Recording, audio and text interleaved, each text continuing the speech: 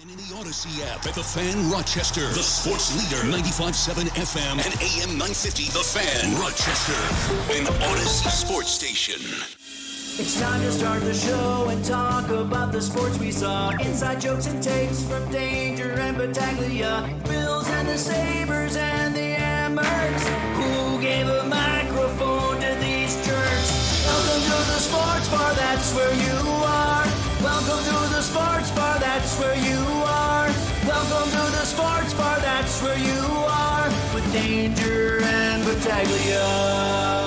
Welcome on into the sports bar, as it is a great day to be talking sports in the Flower City. Gene Battaglia with you. Danger is off today. If you're watching on the YouTube stream, it still says Mike Danger up there. But believe me, that is not Mike Danger. It is terrible. Take Timmy, our guest. I'll get my own name tag eventually, someday, after all these years. Maybe. Don't know. I don't know. When it comes to the YouTube stuff, I ask, and, well, nobody gets back to me on that. So, but it's great to have you here, bud. Wearing your Amerks gear, long afternoon or evening for you. A rare Tuesday game, the only one of the season. I don't recall ever having done a Tuesday game for the Amerks and all the time doing it. There was one. I just can't remember the circumstance. It might have been around the wonky time of, we got to get this game in here at some point. But you're right. COVID makeups or something. Yeah, and this is when you're playing in a big city. The Cavs play all day, any day of the week, and you got to work around them. So it'll be the Monsters playing a Tuesday night game, and that's fine for the Amerks. But my gosh, after kind of really a quiet part of the schedule. Look out, 7 games in 12 days for the Amerks. With the NHL kind of taking off here, and I'm sorry, you can try to sell me the Four Nations thing if you want to. There's other options. Amerks hockey being one of them. I'd be interested in more than the Four Nations. We will talk some Amerks hockey. We will talk some Buffalo Bills football. We want to talk to you. Our phone number, 866-4FAN, 866-4326. So where's Danger today? As you may or may not know, we have other jobs here at Odyssey. I sell advertising up until 3 o'clock every day. Danger manages other top 40 radio stations. So he's down in Virginia. I don't know. Did you see he was named top 20 program? I did, yeah. That was pretty cool. Pretty impressive talent here. Yeah, it was pretty impressive. The sports bar didn't crack the top 20, though. So tonight we got work to do here, Tim. Something to look forward to build on. Yeah. Maybe that's what we can work forward to next year. Guest on the show today, as he does every Tuesday, great with his time, good friend of the show, Matt Perino, Syracuse Post-Standard, and the Shout podcast. As well, we can talk about the Bills, and do we think less of the Bills, seeing that the team they went out to got clocked on Sunday? It's an interesting conversation, and certainly get Matt's take here on where things might be headed with Myles Garrett. Also, Sean McDermott saying that Matthew Smiley was fine until he wasn't fine. The Bills are in the market for a special teams coordinator. So lots to talk about, even though the season has wrapped up. Matt Perino, Syracuse Post-Standard, the Shout podcast coming up at the bottom of the hour. Even though it is a game night, we will be talking to our good friend Mike Leone, the head coach of the Rochester Americans at 425, as he is in Cleveland. Tim, I've talked to other coaches like Wayne Wilson. These hours leading up to a game, you got nothing to do. Yeah. You like literally just kind of wait around. You're doing nothing. So, good for Coach Leone to give us a few minutes here this afternoon. But truth be told, especially to get to like an hour before face-off and the warm-ups on the ice, it's at that point like, okay, the cake is in the oven. Yeah, let's just get out there and do it. Let's just get out there and do it there. So we'll talk to Mike Leone coming up at 425. And then also an additional scene setter. And as soon as I invited Moss Brooks on, I realized, that's right. He's a Philly fan. He is. So yes. we'll let him pound his chest and say, "Go Eagles, go," or whatever that chant is. Andrew Moss Brooks, who will be on the call tonight at 5:45 at the end of the show today. So ample time for you to get your calls in and your takes. Our phone number, 585-866-4FAN, 866-4326. You can write to us on YouTube. You can write to us on X, our handle on X, the Fan Rochester. Full disclosure, though, with Danger not being here, we're all in a different kind of role. So if you're going to write to us, don't expect that instant gratification, okay, that whatever we're talking about, I'm going to read it on the air because, quite honestly, I'm not looking at it until we go to the break. So we'll get to it, but not right away. So your best course of action, if you want that immediate gratification, 866-4326. The table is set. Let me just take a nice little sip here, Tim. Nice. Just because I'm salivating. You can help. By you, I mean the Cleveland Browns. And if you're new to the show, credit Tim. Grew up, now we call them the Guardians, Browns, kind of when it came to the Cavs, But you've always stayed loyal to your teams. And if there is one fan base, then I'm like, holy cow, what are you staying loyal to? It's the Cleveland Browns. You're not new to filling in on the show. No. You were on the air with us the one afternoon where we saw, oh, my gosh, it's not the Saints. It's not the Falcons. It's the Browns, and they just paid $230 million guarantee for Deshaun Watson. Your head exploded. We all said at the time, this is awful. And sure enough, it was awful indeed. Yeah, it's worse than we could have even imagined. Yeah. Now here we are. And there's a storyline here, Tim, that I'm not sure you've heard about, that Myles Garrett wants to trade. But unlike, say, the Von Miller signing or the Deshaun Watson signing, those free agents, well, actually, Deshaun Watson wasn't a free agent, but he was given, the latitude to get a new deal. Myles Garrett isn't a free agent. And when I was doing my little sip, that's because I'm just kind of salivating, like many Bills fans, over the thought of this is the guy the Bills need. But it's not a conversation that's unique to Buffalo. I'm sorry. They're saying this in Detroit. I'm sure they're having this conversation on Kansas City radio. Anybody that wants to improve their team, what is the cost? What is the cost benefit for bringing in a Myles Garrett? But when I look at the scenarios here, Tim, tell me if I'm wrong on this. 3 possible scenarios for Myles Garrett. And I'm going to just kind of discard.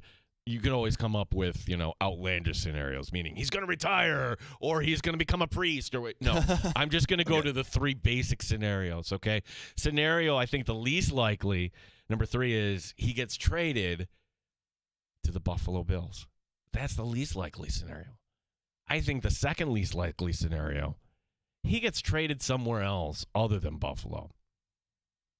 I still think that given time, given the stubbornness of the Browns front office, meaning the Browns ownership, the most likely scenario is we're going to get to training camp and everybody's going to be looking at one another and be like, what the hell? Myles Garrett is still there. Tim Schneider, am I off base on this, or is this really what you would think the Browns might do? The most Browns thing possible is to keep him there to the point where he refuses to step on the field. So that is a possibility. I do think that they're going to cater to his request and set themselves back another 3 years, but they've already done that. Pretty much every year they've existed has set them back 3 years. Garrett, I think, ends up either in Buffalo or somewhere like Dallas. And the cost of that is going to be beneficial. In order for it to happen, it has to be beneficial to the Browns in this moment and for the future. And he's made it pretty clear going on these. Basically, he had his own little Super Bowl parade before the Super Bowl. It's funny. It was like a PR week for him. His people knew exactly what they were doing. We're going to put him on with Rich Eisen. We're going to put him on with Zach Gelb on the Infinity Sports Network. We're going to put him on all these places. And when the question comes up, hey, do you like blue cheese or ranch? Right. You make sure you say blue cheese because that means only one thing. You can talk in code there, Tim. We're going to Buffalo. Are Browns fans at peace with this? Do they recognize the frustration? Do you take it as a personal affront? Because, let's be honest. If this happened in Buffalo, we'd be like, oh, you don't want to be here? Well, screw you. We did that to Michael Pecca once upon a time. Tim, do Browns fans, do they recognize this? Would they be fine with it? It's frustrating for sure. You didn't really have a choice other than to be fine with it. You can be angry, but you're angry at the wrong people, at the wrong person. You want to be angry at Myles Garrett for not wanting to be there. I get it. That's fine. You should be angry with the Cleveland Browns organization for failing yet another superstar. They've done nothing to want him to stay there. He's been the best player on the defensive side of the ball in all of the NFL for pretty much his entire 8 years in the league, and he has absolutely nothing to show for it. They put all their eggs into the Deshaun Watson basket, broke all of them, and broke the franchise. It's done. And nothing that the Browns can do at this point other than making nice with Myles Garrett is going to fix it. Well, I think part of this too, Tim. Now, you could say ultimately this is about a contract, and we can explore that. I would also say this too. It was Myles Garrett at the end of the season that kind of gave a little teaser. And his request was, hey, I just want to know here, basically, if I'm going to come back, I want to know what is the plan for this franchise to win a Super Bowl. And you can say this, and it's fair. It's like, hey, that's not your job. That's the GM's job. That's the ownership. But this is where I make the exception, Tim. He's the rare player. I think you do bring him to the other side of the table. I think you do sit him down. You do go through, hey, what do you want to know about the salary cap? What do you want to know about our draft boards? What is it you want to know, Myles? Because we do have a plan, and we're going to let you in, but look, we need you not to disclose anything. Do you mind signing this non-disclosure agreement? Very, very rare. That conversation never happened. It's almost like he said that, and maybe there was a meeting, and maybe it just kind of didn't go well. But to me, I think the Browns, if you really wanted Myles Garrett, you should have kind of bent your knee here to him just a little bit and said, hey, we're gonna bring you on the other side, and here we want your help here. Yeah, you don't need to cater to your superstars in the way that the Jets maybe catered to Aaron Rodgers, but you do need to make sure that they're satisfied and happy. Like, Myles Garrett is one of the surefire, undisputed top 2 players on the defensive side of football every single year. You can name a player, he's probably not better than Myles Garrett. Like, it's plain and simple. You need to keep guys like that, of that caliber, happy. And whether that's financially, whether that's just peek under the curtain. Let us know what we are doing and making sure that those values are aligned with what you're trying to achieve professionally. And if that doesn't work out, if they don't mesh, we got to move on from you. And he's reaching out to make sure that that's happening, and the organization didn't do that. How do you fail? You failed a superstar, a once-in-a-generational player. You failed him, and now he gets to speak out publicly about it, and there's not really anything you can do about it. Yeah, I don't know if there's a do-over here in that regard where, hey, Myles, we're going to sit down with you, or you're going to offer him the Deshaun Watson contract. Like, hey, don't leave. We're going to offer you all that. That could also be somewhere in the cards. I'm not so sure. But the frustrating thing is, like, you need all these elements to be a Super Bowl winning team, and the most important being the quarterback. Okay, well, they don't have that. Pretty obvious. But again, it's not a great draft for quarterbacks, but number 2 overall, not so bad. If you think there's the guy, if it's Sanders or Cam Ward, just move on up, whatever it may be. But my point is, Tim, you have an offensive line and a running game. You have a head coach. I think Kevin Stefanski is one of the top dozen coaches in this league. Honestly, I do. The fact that he got that team to the postseason a year before with 4 different starting quarterbacks, one of them being Joe Flacco. Are you kidding me? And then, hey, maybe the defense needs a little work here, but you have – how many teams can say they have a guy anchoring the defense that's a future Hall of Famer who's not yet 30 years old? Very few. So you have the blocks there. Honestly, it's not that far off. So that's why I think that the pig-headed ownership in Cleveland will just see it that way, and they'll be like, yeah, you know what, Myles? Sorry, you signed a contract, and we'll see you in camp coming up in August. I'm completely fine, honestly, with whatever route is taken. Garrett deserves better. If that is in Cleveland, awesome. Everybody wins.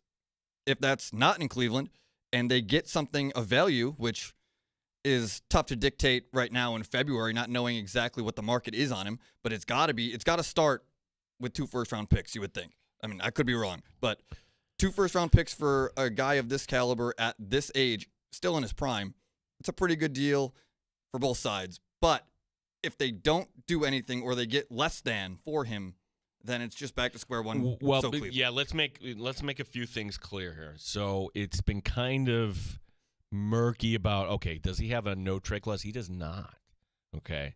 So, no, it's absolutely true. Myles Garrett does not have a no-trade clause. However, he's got leverage here, Tim. He does. You're not the team that's trading for Myles Garrett only a year from now to say, you know what, I need a new contract. Every GM should have looked at the Jets situation with Hassan Reddick. What really happened there? Was it the Jets ownership saying, no, you're going to do this and we'll figure it on the back end? Or was it the agent just lying, just doing whatever they can to get out of Philadelphia? I'm not so sure. But if you're the Jets, ultimately it's their responsibility. You can't trade. Player says, hey, I want a new contract. Okay, we're going to trade you. Why would the Jets management think it was so much better over here that he'll play for us under the same existing deal? That wasn't it at all. For Myles Garrett, you're going to need to make him the highest paid defensive player in the history of the game. I know that sounds crazy, but you can cut it up many different ways. By average annual value, I would think, all right, you have 2 years left on your deal. We're going to tack on an extra 3. Maybe there's a few void years in the end that will kind of lessen the cap hit here a little bit, and we'll give you a nice big bonus.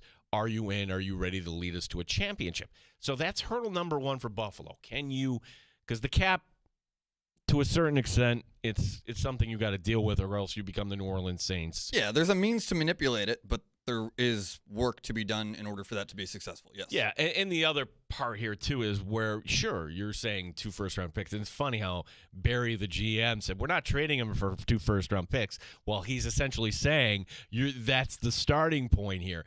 Buffalo picks at 30. Yeah, that's not the same. That's not the same thing as a first-round pick. Nope. Hey, if it's this year's first, the next year's first, done.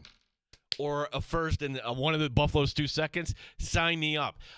This is where it gets murky, and this is where we'll talk to Matt Perino about it because, well, we took a call on this. And look, I'm not meaning to put anybody down, but if you think it's going to be the 2 first-round picks and Kyer Elam, 2 first-round picks and Ryan Vandermark, whatever backup or guy that isn't going to make the team. No. If you're Cleveland, you're asking for Christian Benford. Or, hey, maybe Greg Rousseau can fill in. I want to see at least a year of Myles Garrett and Greg Rousseau together. That would be some good football if it came to fruition. Ultimately, it's like, woof. If the Browns were good at this. And they're not. They're not. But if they were, they would get more than 2 first-round picks. Yeah, I agree with that, and I agree with all of that sentiment entirely. Like, 2 first-round picks is the benchmark to even have me answer your phone call. Like, if it doesn't start with that, and again, each first-round pick is a different value. Yeah. Drafting, you're giving me 2 potential top 10 first-round picks. That's going to go a whole lot further than drafting 30th in back-to-back years because we're trading our best player to a Super Bowl contending team as it is. So there needs to be more than just that if you're drafting in the back end of the draft. Like it needs to be competent players and a deep pick package. There's no other way around it. Yeah, and there's another wild card in here too, and that is, all right, it's not to say he's the only defense. He's the best. I think you and I would agree. And, you even saying, hey, I'm a Browns fan, I think we all can agree. He's the best at the position. Myles Garrett. Yeah. There's others out there, though, that are highly talented. You're Brandon Beane. You've already called out to the Raiders, I'm sure. You're Brandon Beane. Hey, Cincinnati, what would it take for Trey Hendrickson? Raiders, maybe. Cincinnati, I can't imagine the Bengals trading away. But Hendrickson has just said it's about one thing alone. It's, hey, I need a new contract. I'm entering my last year. I mean, the way the Bengals kind of operate with their stars and letting it get to this point, Like the idea that T. Higgins, okay, is either you're going to tag him again or he's out the door. Right. That's, come on. What are you doing there in Cincinnati? And Trey Henderson is, look, he's not the best, but my gosh, you got to lock that guy up. You give a guy like that a good amount of money and a good term, and it shuts him up, really. Like, you've got Joe Burrow out here already saying that he's willing to do what it takes to keep his guys around him. So that shouldn't be, I mean, it's great. It's awesome that he's willing to do that, but that shouldn't be his responsibility. I'm sure Josh Allen would do the same thing if it meant bringing in Myles Garrett on an extended contract. If some of that money has to come out of Josh Allen's pocket to get him a Lombardi trophy and a superstar defensive player to pair with a superstar offensive player, the MVP, let me remind you, then that's something that a guy who wants to win, if these guys are addicted to winning, all they've done for most of their lives is win, and it's because of them and their skill set. And now they've got other guys around them that aren't as talented as them. They need that talent Tim, likewise. This is going to be a trivia question coming up next Monday night. I'll tell you that because this is courtesy of Sal Capaccio. Since Bruce Smith, I saw this tweet, yes. the Buffalo Bills have had only one player receive one vote for Defensive Player of the Year. Just a single vote. Since 1997, the Buffalo Bills have just had one player get one vote. And it wasn't Mario Williams. It wasn't anybody that just drafted high in the defensive line. Tre'Davious White. 2019, I think it was. Yeah, and he was great that year. He was great. And that's, I would say, hey, he was just as good as Patrick Surtain at that point. And now White is just trying to hang on for as long as he can. But, oh, my gosh. Like, for a team that you think is known for defense and everything else, they've been just kind of piecemealing this together. It's been a long time since they've had a difference maker of that stature. There's been a lot of good defensive players to come through, Trey White being one of them, but nobody has been an absolutely elite defensive player on this Bills roster in, 28 years? Yeah, I think insane. part of it is we overvalue, we look at, oh my gosh, Kyle Williams, he's an all-pro. Although I will say, Taron Johnson's an all-pro. Okay, Tim, he's not average. He's above average. There at we best, go. At best. But At he's not best. the god that Buffalo has deemed him. Oh, neither Tim. here nor there. Tim, if I Miles could, Garrett is. I'm though. gonna turn off You your gonna ban mic. me from the show? Yeah, I can't ban. Yeah, I'd be sitting in a room talking to myself for 3 hours. We have. I won't be doing that because we have Matt Perino, Syracuse Post Standard Shout podcast, joining us next. Mike Danger's off today. He is Tim Schneider. My name is Gene Battaglia here on the Fan Rochester.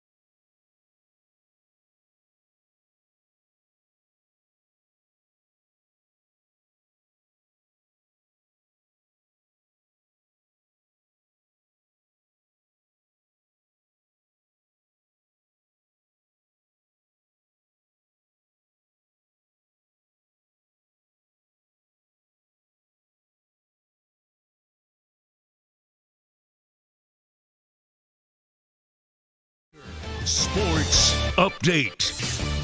Rare Tuesday night game for the Rochester Americans, the team at Cleveland tonight. And Coach Michael Leone talking about the opponents. You know, Cleveland gets two guys down from the Four Nations break, and tonight's going to be a really fast, hard game, and we got to play a certain way. And the game plan going in, the guys have stuck to it, and I just really appreciate the effort, especially deal the things that it takes to win. The guys have done an unbelievable job buying into that. Amerks look to make it 6 in a row tonight. Leone joins us next hour. Andrew Mossbrooks will have your call beginning at 7 here on the Sports Leader. The Saints indeed named Kellen Moore as their new head coach. Buffalo Bills. Well, not much happening today, but certainly the offseason ahead. We'll talk to Matt Perino, Syracuse Post-Standard, in the Shout podcast coming up next. The Dodgers bring back Clayton Kershaw. Gene Battaglin, the Sports Leader.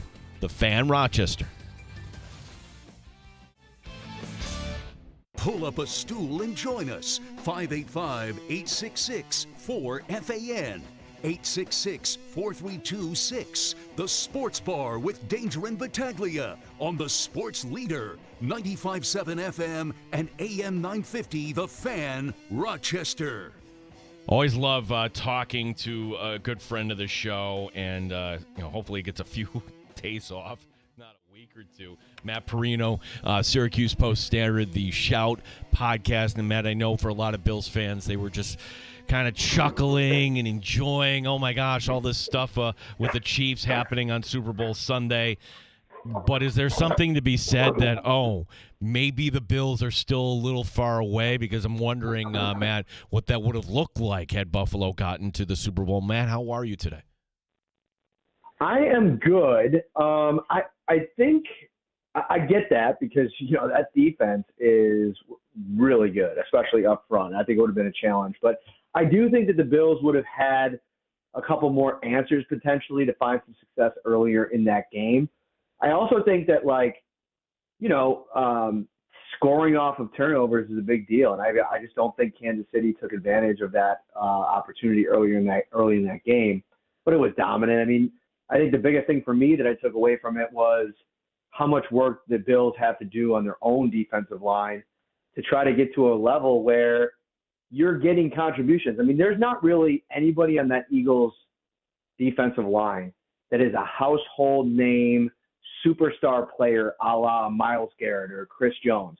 But they have a bunch of guys that, a couple of them that are going to get paid, some draft picks, and then, some higher end draft picks in the interior where if I was to be really critical of Brandon Beane over the years, it's been his lack of attention to the interior of the defensive line in the draft. I mean, he really went Harrison Phillips, Ed Oliver, and then 5 years until he drafted another defensive tackle. And I think part of the problem here is we're seeing that the teams that are really good on the defensive line, the Chiefs, the Eagles, as two really good examples, they just throw darts on the defensive line in the draft in the middle days that really help bolster the entire unit around a really great player. Who knows if maybe Greg Rousseau might have taken that step to superstardom if he had a bunch of other legit guys on that line. There's also another part of the equation, and Matt, I'm gonna oversimplify things here, of course, because that's what we do. But if you go back to the 2023 season, okay, the Eagles beat the Bills, and then, after that, they go into a tailspin. They limp into the postseason. They get whacked by Tampa Bay. Questions about the head coach. All right, well, you can come back, but we're going to get two new coordinators. Enter Vic Fangio, and again, the personnel is a little different, certainly, but Matt, you can't underestimate what Vic Fangio did for that defense, and I'm just kind of wondering if we're doing a comparatively speaking kind of conversation here, how close do you think Bobby Babbage is to becoming one of those guys, or is there a lot of work to be done in that regard? I don't think that it's time to panic and throw out everything that you've been. But I do think some of the moves that have happened over the last couple of days, Ryan Nielsen is reportedly a defensive assistant brought in, Brian Pellegrino, cornerbacks coach that's coming in to coach the Nickels, reportedly. Like, those are two coaches that come from dramatically different backgrounds than Sean McDermott and Bobby Babbage, for that matter. And so I think what you try to do is infuse some ideologies that maybe don't match up specifically to your own in hopes of devising a new and better way to operate. And I think Nick Sirianni, a guy that, Gene, we rewind the clock 4 months. The guy was, everybody wanted him fired in Philadelphia. I mean, he was a laughing stock. Remember that whole scene where they beat the Chiefs and he comes off the field and he's yelling up into the stands? He's had back and forth with fans. Like, the guy has gone through this unbelievable whirlwind. But the thing that he did was, as an offensive coach, he went out 2 coordinators later after going to a Super Bowl. He hires Kellen Moore, who had a different system than he did, and said, day one, we are going to mesh our systems together, and we're going to create the best system that we can create. And look at the results. I think that's where Sean can potentially take the next step along with Bobby Babich is, let's bring somebody else in here. Maybe that's Nielsen. Maybe that's Pellegrino. Maybe that's somebody else that's not on the staff yet. Let's bring a few different people in here, and let's get in a room and say, this is what we have. This is the personnel that we're going to go out and add, and this is who we're going to be in 2025. And maybe there's layers to who you're going to be. It's not just, hey, we got to play Taron Johnson 90% of the snaps because he's one of our best players. Maybe for a specific game, it calls for you to be something completely different, and you've got to find a way to get to that way of thinking. Matt Perino, Shop Podcast, Syracuse Post-Standard, is our guest. And, gosh, it kind of also brings up the conversation, and Tim and I were having this conversation before you came on. All right, and it's going to fill our time here until something happens here. But on the Bills' wish list here, Matt, we talked a little bit about this. Myles Garrett, the possibility of Garrett, and what would it take? And Matt, now that you've had a week here to digest this and talk to people, listen to different takes, gosh, what do you think the price would be for Buffalo? Because to me, all right, a few draft picks, fine, but now if you're asking for like a core guy, this is a tough conversation to have, is it not? It's tough. I think it probably ends up costing you a 1 and a 3 next year, and potentially the 1 this year and a player maybe. Like, who is that player? I mean, I'm not really willing to give up Rousseau or somebody like that. Maybe, like, if you are deciding that you're not going to extend James Cook, maybe that sweetens the pot, the last year of his rookie deal, and then if they want to potentially pay him. And that's only if the Bills have decided that they don't want to extend him, and that's a conversation that we can have. I just think that this is a running back class that is absolutely loaded, as is the defensive tackle class. So I think that if you can minimize how many picks you have to give up this year to try to really rebuild in a year where, some of the positions that are strong are ones that you need to maybe double up on, and then go out and get a difference maker like Myles Garrett, I think you do that. And I think if you're the Browns, you like the idea of multiple picks next year because you want to give yourself the freedom. And maybe Andrew Berry doesn't want this because Berry and Stefanski are in survival mode, and they're not probably thinking about next year because they're probably going to get fired after a really bad season this year unless there's a group thing that goes into the strategy. But my selling to the ownership would be, listen, let's go out and get some draft picks for next year. It's going to be a much better quarterback draft. Even if we got it one of these quarterbacks this year, we're not going to compete. Garrett doesn't want to show up. Let's trade him while we can get value. We'll get 2 picks next year. We'll have our top pick next year, and no matter what, we'll have the kind of picks to go up and get a quarterback, and that will set us off to the races. And you still have Stefanski, who is this offensive-minded coach who I think a lot of people around the league still believe in. That, to me, has to be the selling point. And unfortunately for the Browns, they're going to have to kind of settle into this long rebuild because of the decisions they made around mainly Deshaun Watson. Matt Perino, our guest here in the Sports Bar. Matt, you're a guy who keeps himself in shape. Certainly danger this. Once upon a time I did. I got to get back to running. But I do know when I was running, Matt, that sometimes like the best ideas I would have would be like while I was running. And where am I going with this? Was it Sean McDermott, like during his morning workout one day, just decided, you know what? Maybe we should make a change here, the special teams coordinator. What was it, Matt? Because to go from the season-ending press conference and the vote of confidence and then to do the complete opposite here a week later, did somebody from above say, hey, maybe you should do this? What did you make of the dismissal of Matthew Smiley? I mean, I think the reaction, listen, Sean McDermott isn't scrolling Twitter, I would imagine, but the reaction to him saying that they were bringing back Matthew Smiley was pretty much across the board. Why and what is going on? And he should have been fired weeks ago, months ago.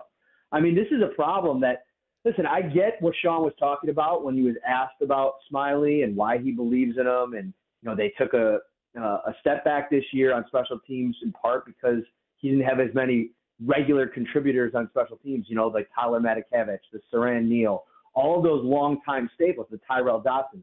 But here's the thing.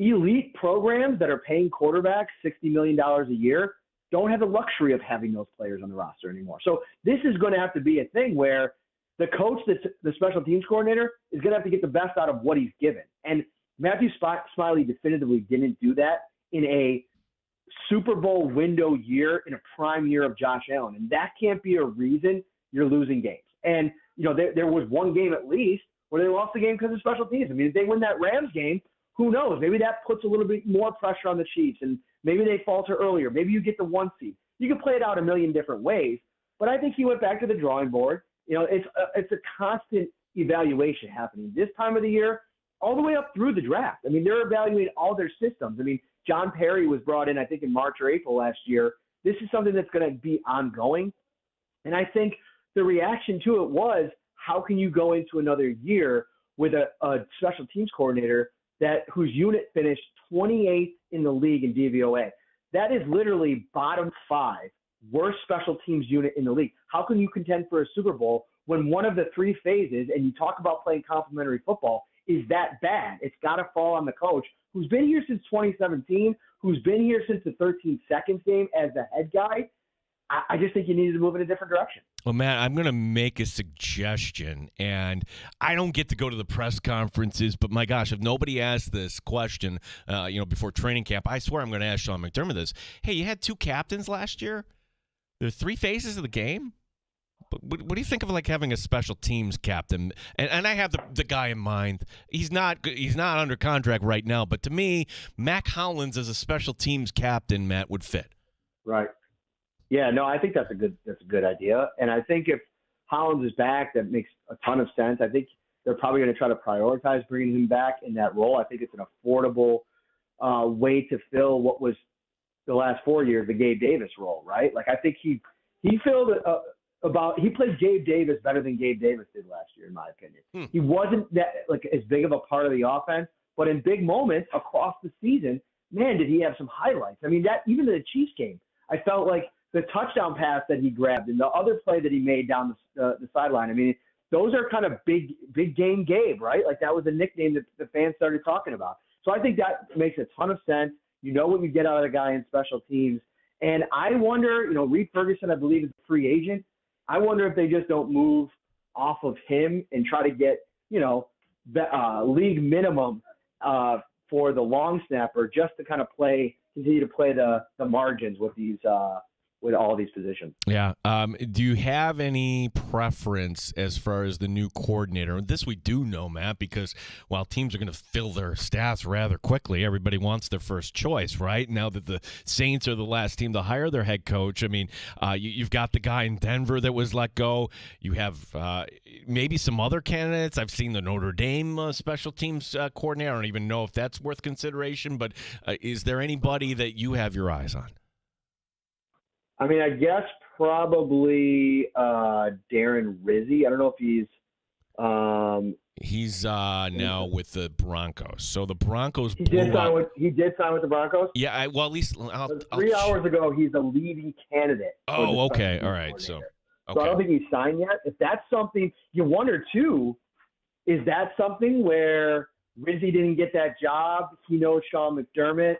They talked, and they were like, oh, well, we can go out and get this guy. Maybe it's time to move off of Matthew Smiley.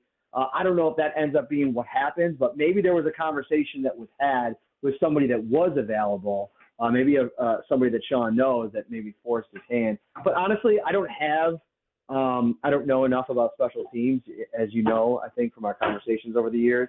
My least favorite of the phases. So I'm going to leave that to Ryan. Really wants them to sign the Denver guy. So let's just go with that. All right, that's I saw Ryan post that. And I'm like, see, I guess every guy that has a blemish because yes, that guy pulled off the fake punt against the Bills, but then there was also that blocked field goal Kansas City ran through, and you weren't ready for that. So I guess at the end of the day, you're hoping for something a little bit better. Matt, we haven't talked since. For the first time since 1991, the Buffalo Bills have an MVP in this league. That was a special moment. And I guess to me, if there was any silver lining whatsoever, Matt, for the Bills not making the Super Bowl, if Buffalo had made it, you wouldn't have Josh Allen up there giving his acceptance speech.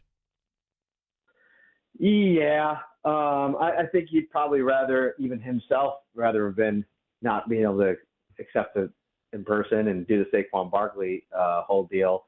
But yeah, I think it's cool. Like I've seen a couple of posts across whatever platforms like, I'd still rather have a Super Bowl. And it's like, well, yeah, I think everybody involved in this on the team side would agree, including Josh Allen more than any of them. So it feels like this weird kind of secondary, like, excitement for Josh, and honestly, the Bills haven't had an MVP in decades, so it's that kind of level of excitement. But it's tough when you're like one game away from it, and you lose to a team that gets absolutely throttled 2 weeks later.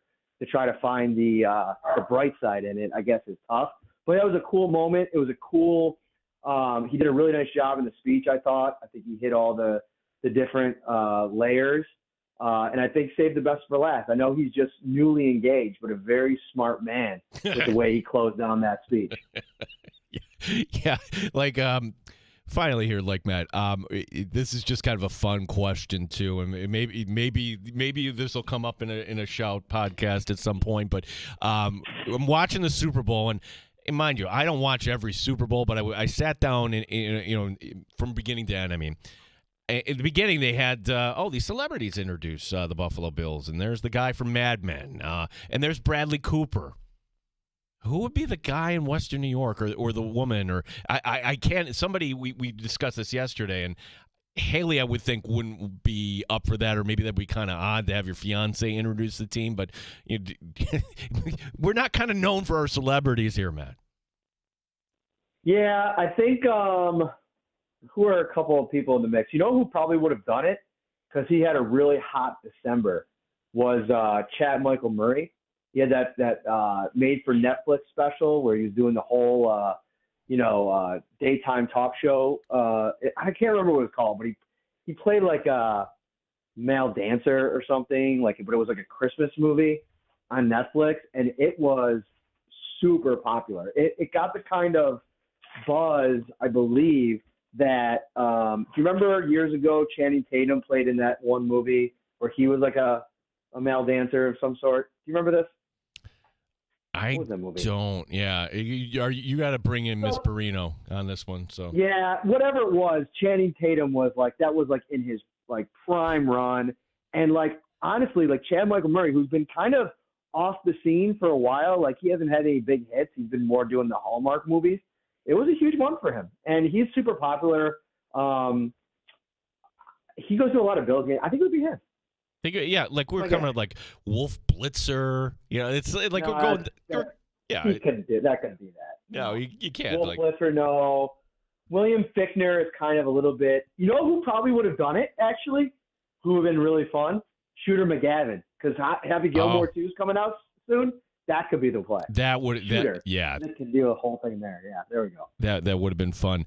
Matt, I know next week kids are off. I'm not sure the next time we will talk, but let our audience know because you're not going to power down completely. But people can go check out at Syracuse.com as well as the Shout podcast. I fully expect to talk to you in 2 weeks on the 25th when I'll be live from Indianapolis. So let's for the combine. Let's hang out then.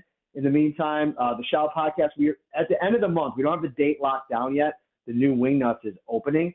So if anybody wants to come out and check that out, that'll be at the end of the month. Me and Ryan will have a Bills off-season preview spectacular at some point. So stay tuned for that. Yeah, I can give my endorsement because I went out there with the executive producer, my son, and you had Joe Buscaglia that night. It was a fun time, and the wings are very, very good, Ryan or Matt. Let's get you back on the show at Wing Nuts. We'll roll out the red carpet for Gino, get you the full wing flight, get you on the podcast. All right, like a segment, okay, Gene? Let's not get crazy, but let's get you on there. We'll have a good time. We'll do it one of these months. Maybe I don't know. We'll talk about it. Wait a second. Because I'm going to tell this story to Danger. Tim, are we rolling on this? We are rolling. Okay. I'm going to have to play this segment in its entirety because, for the record, the invite came and I didn't ask for it. Is this the way it's supposed to work, Matt? Here's the thing. In the day and age of AI, who's to believe if I actually just said that? So, listen, we'll see how things play out. But I think we're onto something here. So let's not talk about it with Danger. All right. Matt, appreciate you. Have a great time, and we'll talk in 2 weeks. Thank you so much, buddy. Sounds good, buddy. Take care, guys. Thanks, Matt Perino, Syracuse Post Standard Shop podcast. Magic Mike was the movie he was looking for. I found it on the internet there. That was the Channing Tatum movie. But I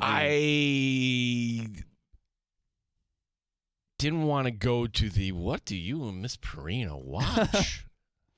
Oh, Channing Tatum B-list movies. Takes on tap. Do you have takes, Tim? Got a couple. All right, I got one too.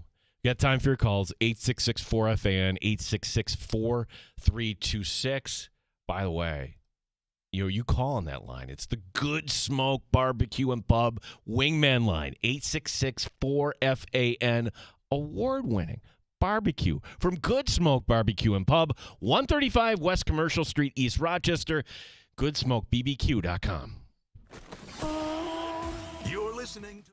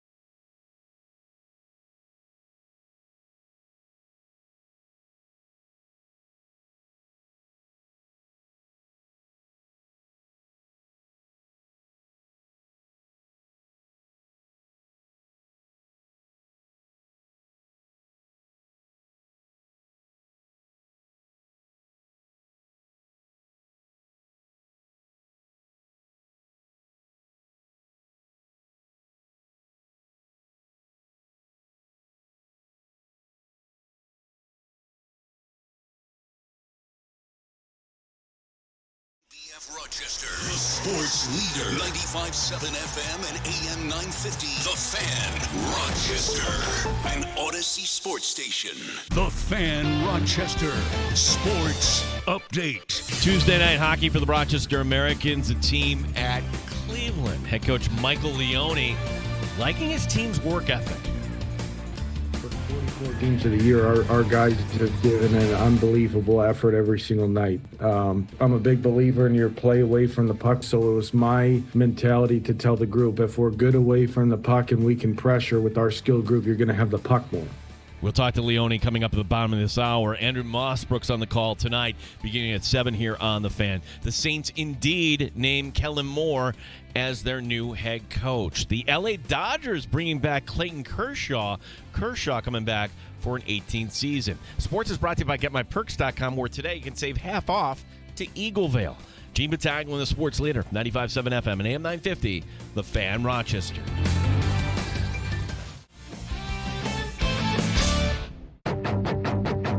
The Sports Bar with Danger and Battaglia. The Philadelphia Eagles have won Super Bowl 59. Where does your to-do list start for the 2025 Buffalo Bills? What it has to do with get your cap ready. Mike Danger. If you're a team aspiring to win an NFL championship, you all are, what the Eagles have is now what the template will be. And I think you will see a lot of teams. It is a model for everybody else to kind of follow. Gene Battaglia. Seems strange. That's it. The ride has ended, but how many weeks till the combine?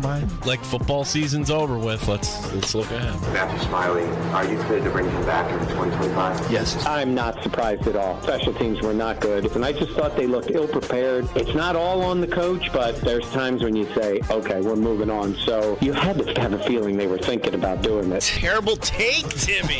Go Bonnies. Go Bonnies. 95.7 FM and AM 950 The Fan, Rochester. I would say go Bonnies with the exception when they play Fordham, Tim. So They've been struggling right now. Bonnies have been. What the heck Fordham happened? always does, but man, it's... Yeah, it was because they've been struggling. Hi, Fordham basketball. Hi, yeah. I don't know what happened. It's weird. Like, the entire A-10 became what the Big Ten is, as far as, like, they can protect their home court, and that's it. And even that was a tough go of it Sunday afternoon. Well, problem is probably like it's a one-bid league again. It's been a one-bid league for just about a decade, and Right. it's crazy because when I was a student, there were 3 or 4 teams, St. Bonaventure not being one of them. But it was a great league, and now it's top-heavy, but even the top is pretty thin. Right. It's been a struggle of a season for sure for everybody. Yeah, one bid. That'll be it. Ooh, yeah, March coming up. Don't know which time away. Look this up. My gosh, the next time we talk to Matt, it'll be Combine Week. That the is NFL soon. doesn't Wow. look. They're giving themselves off like legitimately 1 week. That's it until the machine starts up again. Because hey, what's the story going to be Friday? Hey, wow, here we are partying in Philly, woo hoo hoo, and who are we putting on the stage? And listen to this player say something funny, ha ha ha. And there's Nick Sirianni slamming a beer, or whatever it might be. That's going to be the storyline this week, and then give yourself off 1 week, where Danger, a lot of people taking off next week, too. It's the week where, hey, if you got the wherewithal to do it, go somewhere warm, I suppose.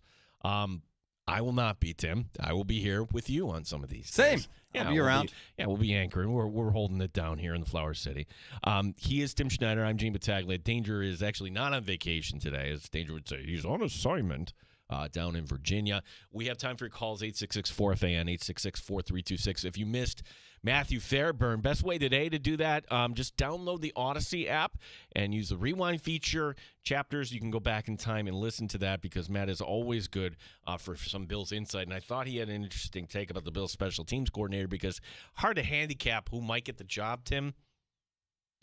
But what caused Sean McDermott to change his mind? It could have just been as simple as, hey, this other guy is out there and is available. And I know that really you're supposed to interview people and make sure you go through the whole process. But like in the real world, you want to hire somebody, you pretty much already know who that person will be right before you even start the process. Yeah, as soon as somebody who is appealing to you becomes available, you reach out to them and make a way to make it happen. And I feel like that's probably the route that this is going to end up being. Yeah. I mean, no different than Vrabel going to the Patriots. That was a foregone conclusion before they had even fired their coach, and look what happened. Yeah.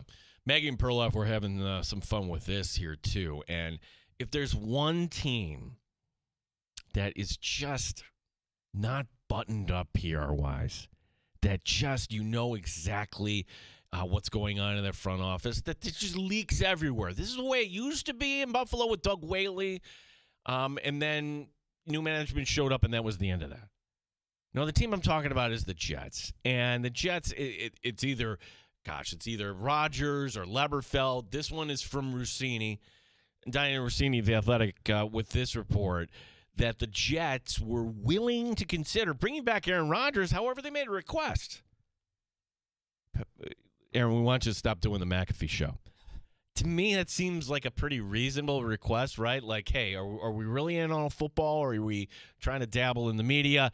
Or, Tim, did they just put it out there knowing that Rodgers would say no to it? It's the passive breakup, if you will. It's like, hey, it's not you, it's us. We know that's really important to you. I guess the bigger question is, like, will Rodgers play next year? I say yes. He's smart enough to know that, hey, I want to be relevant in the world, and my relevancy kind of goes away when I'm not on the field.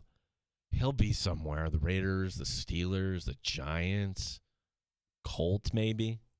Just don't be the Browns, I guess, at this point. Browns, like, it's a possibility, and that scares the crap out of me because he's one of my favorite players of all time, but not anymore. Like, it's done. We're out. No. Boy, you'd be just trading crazy for crazy, though, right? Yeah, it's a different kind of crazy, but it's still Cleveland crazy, which means it could happen, and I don't really need that. Am I missing anybody? Yeah, I totally. Well, Tennessee, if they wanted that bridge quarterback, but they're not going to be any good. It's got to be a place that he wants to go to, obviously. What about Minnesota? Bookend it, Brett Favre. Well, that's interesting because the one thing that happened in Minnesota was, oh, yeah, playoff time. This is what Sam Darnold really is. Yeah, I don't think that Darnold's going to get an opportunity somewhere, and it's not going to be the financials that he had 2 months ago. He'll get a chance, though. You can't bring in Aaron Rodgers. You drafted a quarterback last year. You don't want that quarterback. You have to just eliminate any controversy. If they don't resign, where I thought, oh, gosh, they're going to pay Sam Darnold. I'm like thinking, not anymore. No, I could see him in Pittsburgh or somewhere else like that. Aaron Rodgers could end up in 10 to 12 different places. All of them would make sense, and none of them are better off for it. So, well, how bad was it with the Jets? Because, okay, we're talking about Minnesota. They have, their quarterback they drafted. You talk about Pittsburgh. I'm sure they could bring back Russell Wilson. The Jets don't have anything. Well, they have the one guy from Florida, Florida State there, but what would be the plan with the Jets? The Jets haven't had a plan, and I think that's been their problem since, Sanchez? They haven't had... No, I'm wrong. Correction. They have Tyrod. Our mutual quarterback, Tim, Bills, Browns, Tyrod we unite for. Tyrod and the Jets. I would love to see Tyrod's one last hurrah, knowing that the expectations are just about nothing. He can succeed where there's no expectations. He looked good or all right enough with the Giants when he played the Bills 2 seasons ago. Again, he's Tyrod. It's funny to think about, and it's funny that it is possible or probably a probability at this point. Like, that's their answer right now. But again, the expectations are so low that he can't really fail in that spot. Yeah, I'm into it. Yeah, no, it's they're not in a position to. Like what the Jets should do, and this sounds crazy, but I love crazy. Trade Sauce Gardner, trade Garrett Wilson. Like what can you do? Like you have to pay those guys. If the Jets are serious, they should be looking at a full-on rebuild. It's time. I mean, it's tough to do that in a market like New York because failing is unacceptable. And the Giants are already handling that.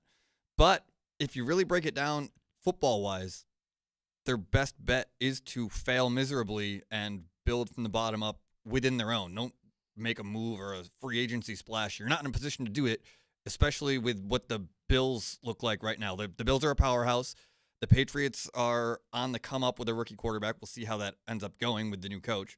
The Dolphins are about as mid as it gets, and that's okay. It's better than the Jets. The Dolphins, they're mid, but if Tyreek Hill ends up leaving, that's a team that doesn't have much cap space.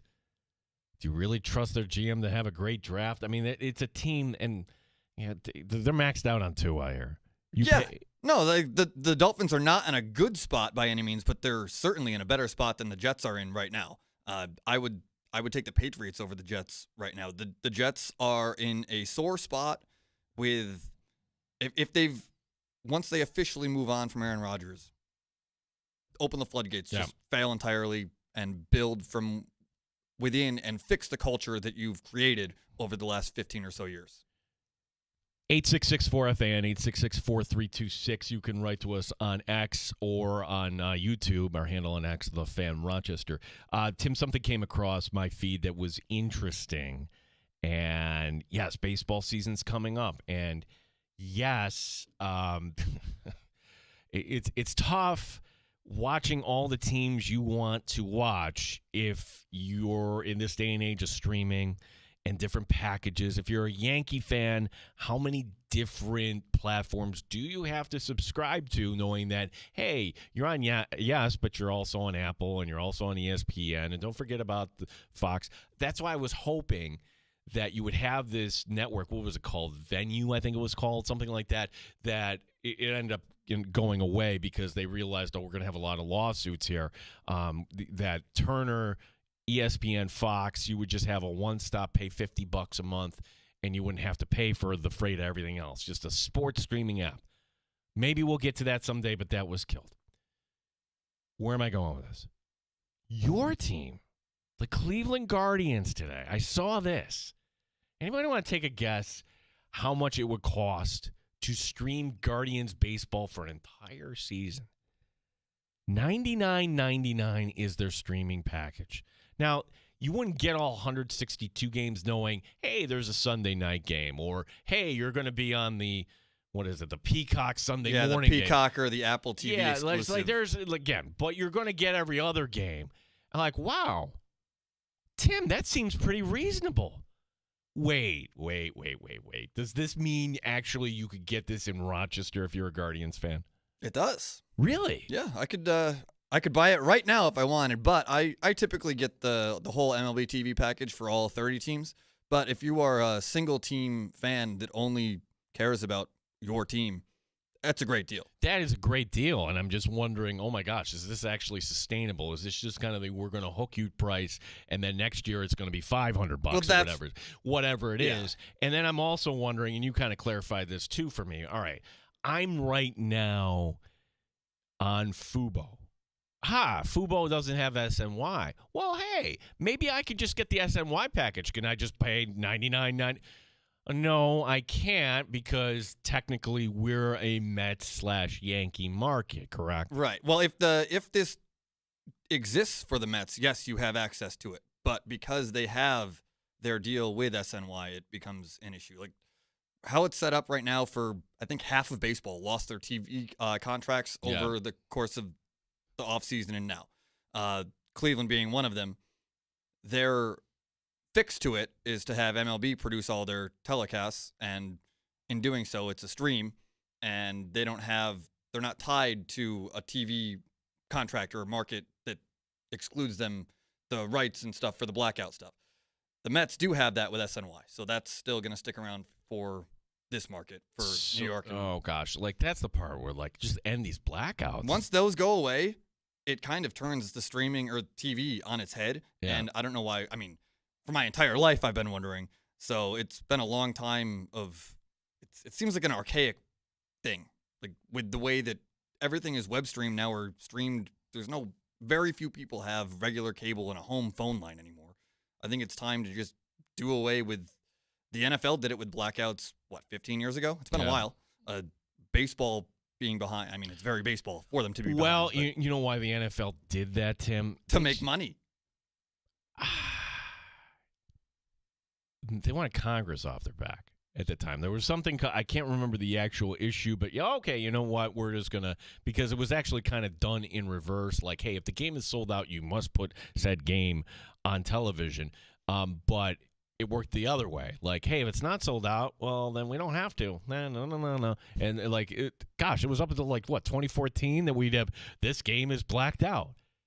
Yeah, the only way around it, and it probably wasn't legal, but I remember you being able to go to like bars in the area that would have the DirecTV stream of it, and you could catch it there rather than on, it would have been Channel 13 or whatever back in the day. You could catch the Bills game at a bar with a DirecTV package, but you could not watch them in your own home. And I don't think that was legal for the bars to be doing, but it happened. It happened, yeah. Wink, wink, kind of nod sort of thing.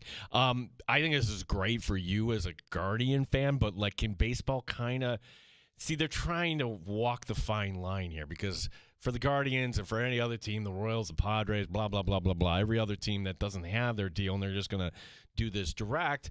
But then you have these behemoths. You have Yes and Nesson, and the Cubs have Marquee. The Dodgers, LA Sportsnet. None of those are going anywhere. No, and they make how many times more money than the Guardians will make at $99.99 a month? Quite a bit. And it goes back into their spending, and Cleveland doesn't typically spend to begin with. So there's issues here with this as far as the money goes, but there's already problems. The local disparity in baseball, it's as bad as it's ever been. It's only going to get worse. What the Dodgers have done. I love it. I am tenting my fingers. I cannot wait for this season to actually play. I know that you're not a huge fan of it. I think that what the Dodgers are doing is perfect. And it might be to the detriment of baseball, like to bring in a casual fan, but as a diehard, I think it's wonderful. Okay. You think it's wonderful. Give me the comp to this. For anybody that doesn't follow baseball closely. The comp in baseball, I don't think there is one. There's no comp in sports. You've got the Bobby Bonilla contract, but times 100, and it's for the betterment of the roster itself. I am talking about just the idea that we are just going to buy as much talent, and the commissioner is not stepping in. There's no check and balance when it comes to holy mackerel. They're going to have they brought back Kershaw today. Of course they did. He'll pitch 3 times this year. They won't even care. Yeah, they've got an 8-man rotation now of like number 3 and above starters. They've got the best offense that money can buy, and it literally bought it. And there's all these other teams are presented the same opportunity to defer the money and whatnot, but they're not doing it. So the Dodgers, the rich get richer, and that's not hyperbole. Yes, but can every team actually afford to do that? In deferring the money, you can do anything if you trust in yourself and knowing that you are going to be profitable. If you're not going to be profitable, no, you can't do that. I need somebody in finance to talk to me off air, because it's part of this, too, that the Dodgers, all right, we're going to defer this money 40 years from now. Like, what the value of the U.S. dollar today? What is the value of the U.S. dollar going to be 40 years from now? Like, is Shohei going to be like, oh, that's great? Like, we've all had the stocks like, well, if I only had sold that stock way back when. Like, I'm just wondering if that's part of this, too, that the dollar today, and when you get to that point, it's just much better to say, yeah, we'll give you, whatever times the amount. Yeah, there's financial backing in there that you need to, like, these players making these deals better have financial advisement in doing so. Otherwise, they're putting themselves at a ton of risk and very little reward if they're going to just get all this money later, and the money's not worth anything close to what it is now. But it's from a Dodgers operation standpoint, if these players are willing to take it, keep doing it. Well, to me, it just seems like, all right, the National League is going to be won by the Dodgers, and who will they face in the American League? Like, it is kind of, sure, the Mets should be a playoff team. So should Philadelphia. Baseball is good. It's just the good teams are elite teams now instead of, and again, it's baseball. You can lose to a college team during spring training. No, the Yankees lost to the White Sox last year in the regular season. Cleveland did it like 10 times. Yeah, it's like, but I think this gap, and then there's going to be, like, I don't know if the White Sox will be the White Sox again, but there's going to be some team like, oh my God, this team, few injuries. All right, what are we doing this for? Punt. Oh, the Rockies are going to be in rough shape this year, especially playing in the same division as the Dodgers. They're going to take their lumps between the Padres, Giants, and Dodgers, and it's going to be a rough year in Colorado. But Arizona's not bad, yeah. The Dodgers, the way that they are set up right now, like, it's almost impossible for them to miss the playoffs. It's just how far and how well will they do during this 162-game season. Kershaw, 37 years old, re-signed for year number 18 today. You want to know a fun fact about Clayton Kershaw? He went to high school with Matthew Stafford. He did do that. He was also born the same day and same year as me. And, I mean, look at us. We're both highly successful sports personalities. So, dude, I had no idea you were that old. Yeah, Clayton Kershaw, same day, same year, same everything, except our paychecks are different. Just a little bit. We will, assuming that Coach has his cell phone charge, we'll be talking to the head coach of the Rochester Americans, Michael Leone, who is in Cleveland. He'll be joining us next. My name is Gene Battaglia, along with Tim Schneider here on The Fan. You're listening to The Sports Bar with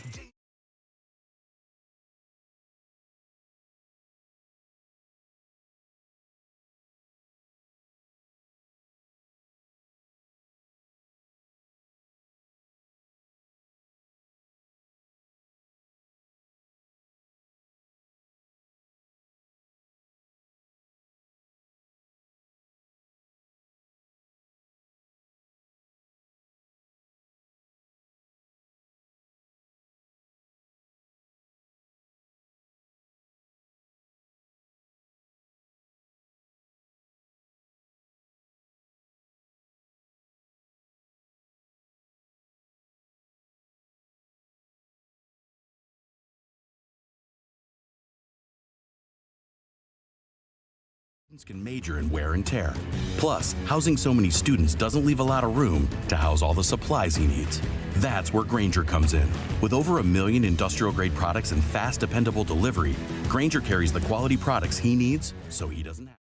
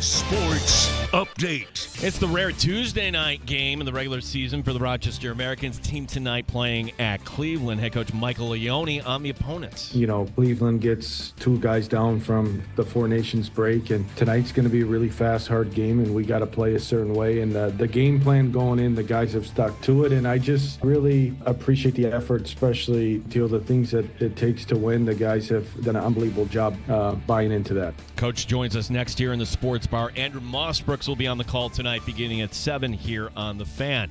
Saints today. New Orleans naming Kellen Moore as their new head coach. Moore, previously the offensive coordinator in Philadelphia. The LA Dodgers are bringing back Clayton Kershaw for an 18th season. The Angels sign closer Kenley Jensen.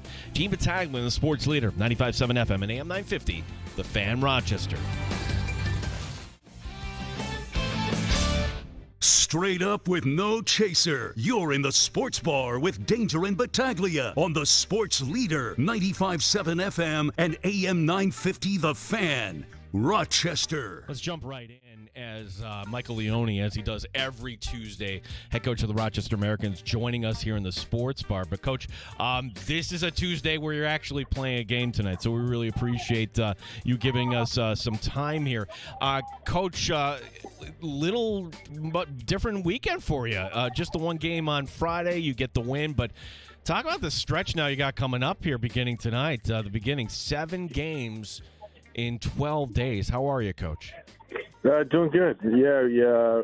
We're getting to the grind of the season, and we're ready to go. This is a really important stretch for our group. We're playing all teams in our division. We got off to a really good start Friday, coming back from break. Guys were locked in, and tonight's a big one on the road against a really good team. So, we're in one this week, but it's good. Team's playing really good. A lot of confidence, and I'm sure the boys will be ready to go tonight. Yeah, keep this winning streak going. Couple players I want to ask you about, Coach. One being Zach Metza. I mean, 8 points his last 8 games. I'm a little partial to the college guys who come in here, and Metza coming from Quinnipiac, he's been just a steady force. What does he have to do in his game, do you think, to get that look up with the big club, Coach? I think the biggest thing for him is he's an undersized defenseman. You're going to have to be really good. You got to bring in an elite trait, because at that level, with his size, you're probably not going to be a great defender. You know, there's different levels to the game, but his attribute is moving the puck and playing fast and providing secondary offense, and he's done a great job with that. I think he's a top 5. D scorer in the league. He's done a great job for us on our power play, and he leads our group from the back end. And it's when you get to the next level, it's certain traits that you have to play. And he's an elite puck mover, and he's been that way all year. So we're really fortunate to have him. Yeah, you also got a little boost there in the win over Belleville. Consta Helenius got a goal, his first one in 17 games. Coach, we know he has talent. We know he's a kid, essentially. He's still a young guy here. So how do you coach him knowing, hey, there's going to be some growing pains, and I would assume he's in tonight, correct? Yeah, he's in. His, the biggest thing with Consta is, I don't really talk to him about his offensive abilities or anything. You got to play winning hockey. You got to be really good away from the puck, and you can't cheat the game regardless of how old you are. The scoreboard doesn't keep track of your birth date or how old anyone is. There's going to be growing pains. He's done a really good job for us. He's going through a tough stretch, but moved him over to the wing to kind of free him up. We asked a lot of our centers in our zone, and we knew going into the season that it wasn't going to be perfect, but as long as his compete level is high and the things he controls, his work ethic and how he's playing the game is really important. Skill only takes you so far. You got to make sure you're really good away from the puck. That's how guys stick, and hopefully he can build off the last game. If you can expand on that last part, because actually you mentioned this earlier, and we've actually been running it as a soundbite in some of our sports updates today. You talking about the importance of working away from the puck. It's a lot of people hear that, but they don't know necessarily what does that mean. How would you define that, Coach? What exactly are you looking for when you say that? Yeah, just when you're tracking and you're reloading, and you got to make sure you got numbers above the puck. Say you're on the forecheck and it goes D to D, and you're standing there and you're the first guy, and you don't reload back through the middle of the ice, and you get beat up by your D. You give up odd man rushes. Like, where's your check? You reload, your tracking, your working elements of your game, how hard you come back in your zone to take away time and space, and that's how you ultimately get to the next level. I look at Tyson Kozak. Everybody, he was called up. He's with us now. The reason why he stuck and they liked him so much was, he can have no points in 10 games, but he's so valuable because he's a really detailed player. He's stops and starts. He's above the puck. He knows where his checks are. And at the end of the day, that's what ultimately wins hockey games. I wouldn't say another thing is how you manage the game, your shift length. And when you get to the blue line at the end of the shift, are you trying to make the next play, or are you going to put it behind them to set up your teammate for success? And it's all things that it takes to win that sometimes go unnoticed. In stat sheets, they don't tell you how many times you put pucks behind the D. So that's really important in our game and our identity. If you got time to make plays. You're going to make mistakes, but it's a race to get back in our own zone. And that's kind of my philosophy, what I believe in as a coach. And ultimately, it's led us, to get off to a really good start. Yeah, not only do you have to make these decisions, but just to think this sport, which is actually the fastest sport, Coach, it's just kind of remarkable all that kind of goes into it that fans don't see. I appreciate that explanation. Michael Leone, head coach of the Rochester Americans, is our guest tonight. Coming off the win over Belleville on Friday night, another shutout for Devin Levi. You're going with Levi here tonight, Coach? Yeah, he's Sandy had a big travel.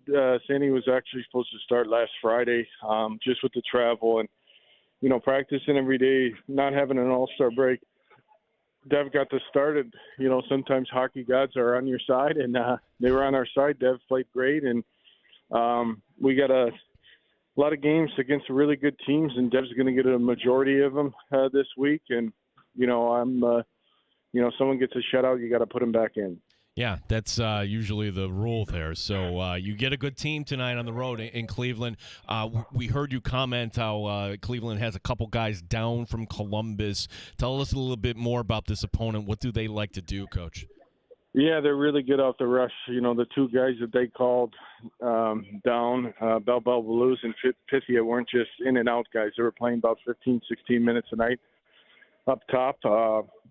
They're different players. They're really good. The team is off the rush. We got to make sure we're managing the puck. The things that I just talked about, Helly's game, you got to be above the puck, and you got to really put them on your heels and play a predictable game. If we want to cheat the game for offense, it's going to be a real long night for us. So I think the guys know at this point of the year, how we need to play, and they'll be ready to go.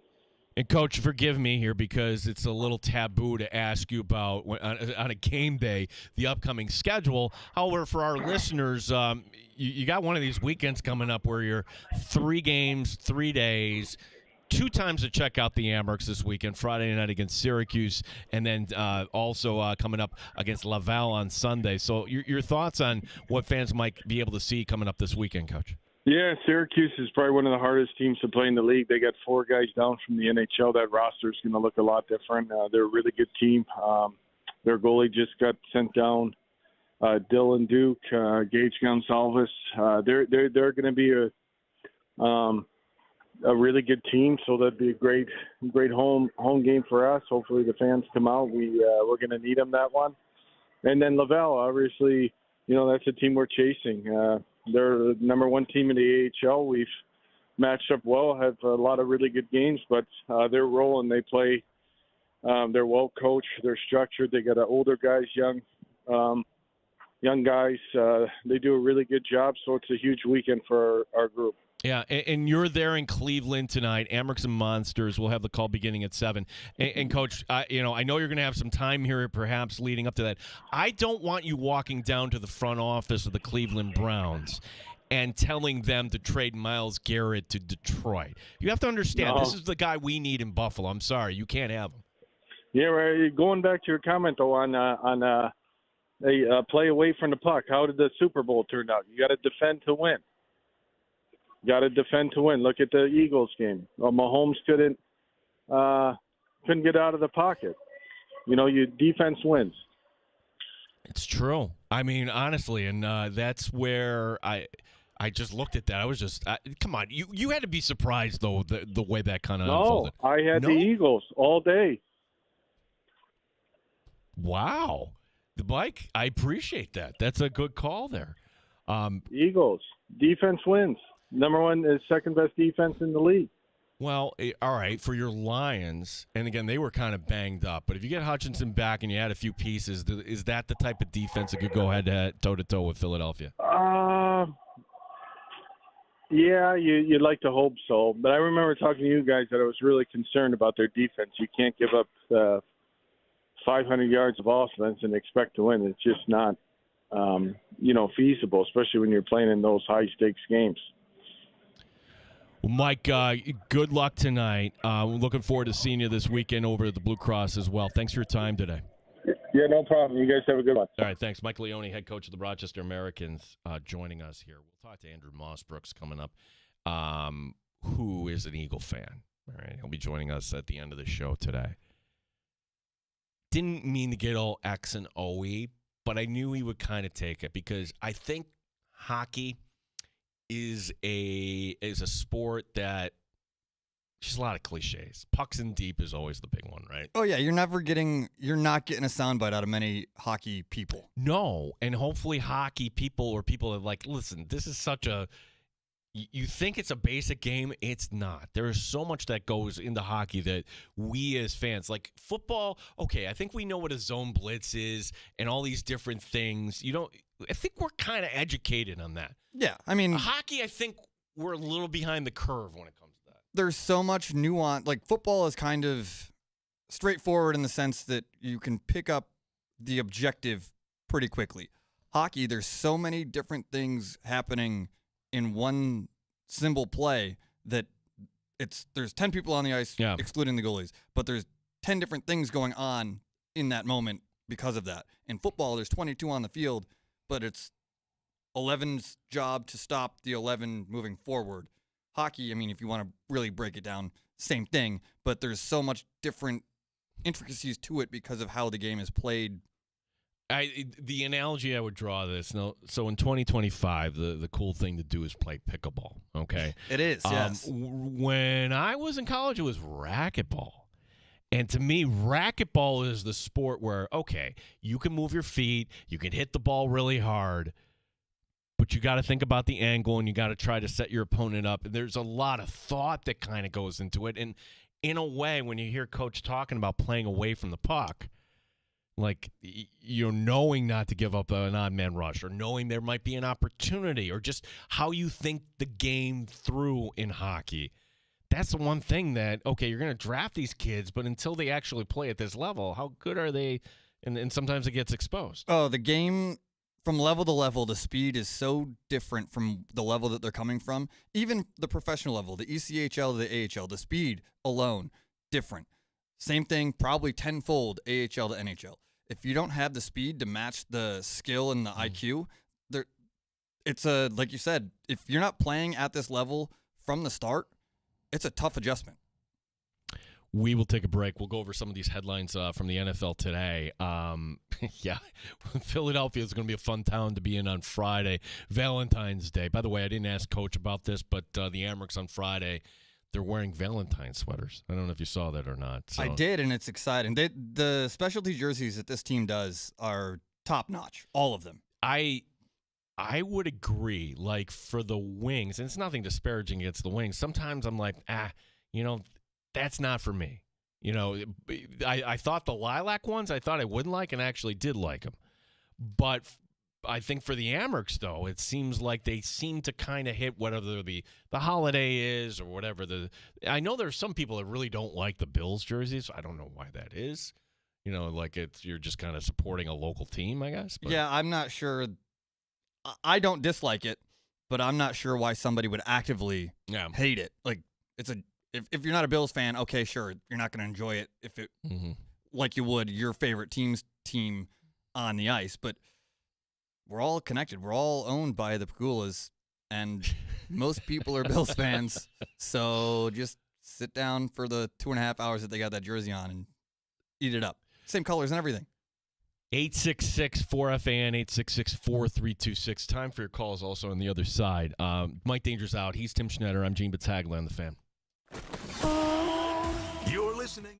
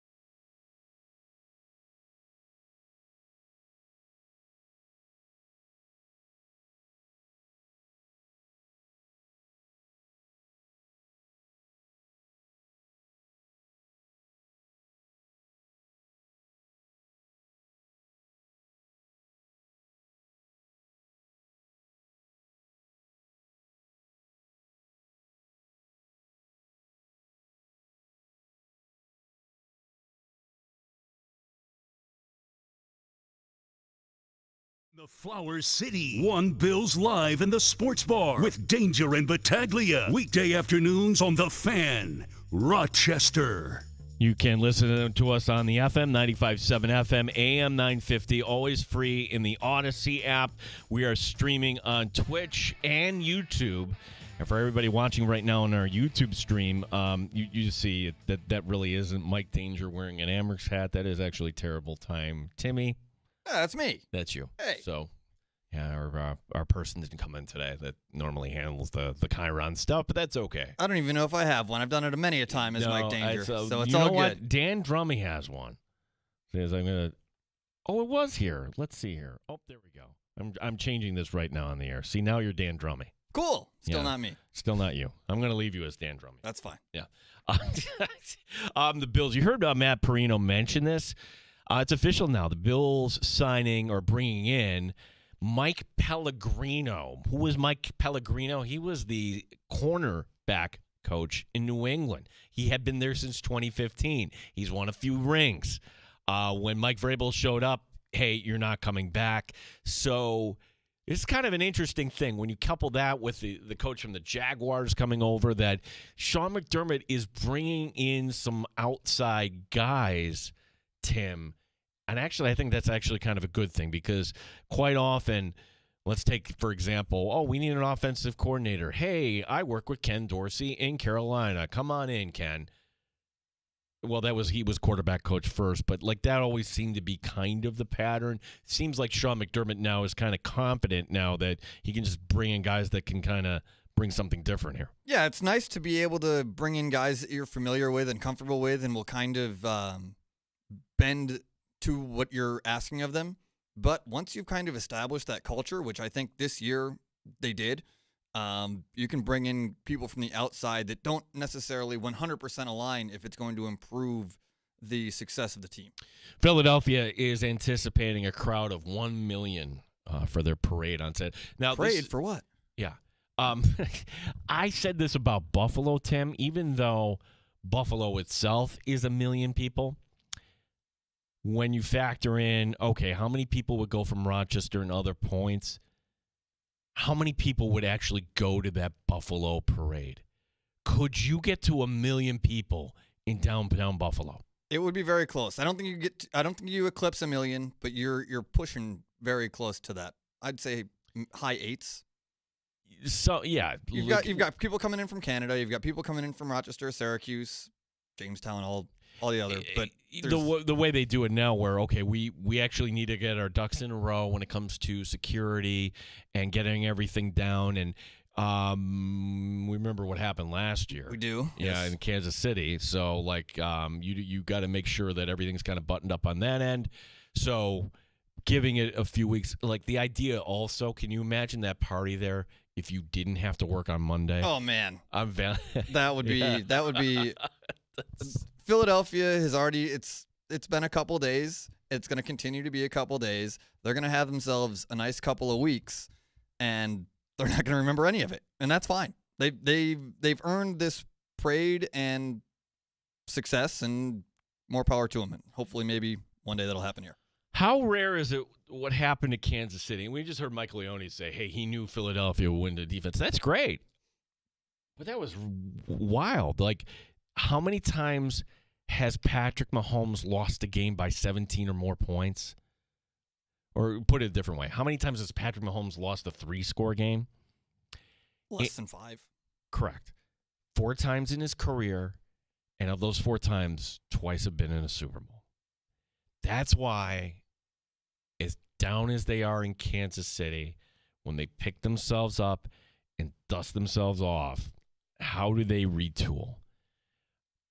It is pretty crazy, isn't it? Like, they just won 2 Super Bowls. They lost a Super Bowl that they've made the last 3 Super Bowls, and it's not spoiled isn't the word, but like they're so successful that this year was not successful because they didn't win it all.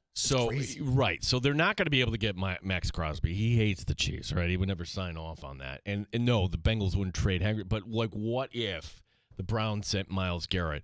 I don't know if that's the best course of action. I think the problem was pretty much anybody can kind of understand that offensive line sucks. Yeah. And that's the part where, hey, if you're Buffalo, shouldn't you have been able to take advantage of that just a little bit more? I think when it comes down to it, yes, they should have. But when it comes down to it, the Chiefs are just so good. Like, Sunday notwithstanding. I mean, that was an outlier. I think we all know that was an outlier. And if you played that game 10 more times, the Eagles might win 6 of them, but not in the way that they did it. The Bills probably should have been in that game on Sunday. They weren't, but it's the Chiefs. Like, they're the hated rival that you just can't get over. But they're so good. And again, Sunday, they didn't look great, but you don't get in that spot 3 years in a row on accident.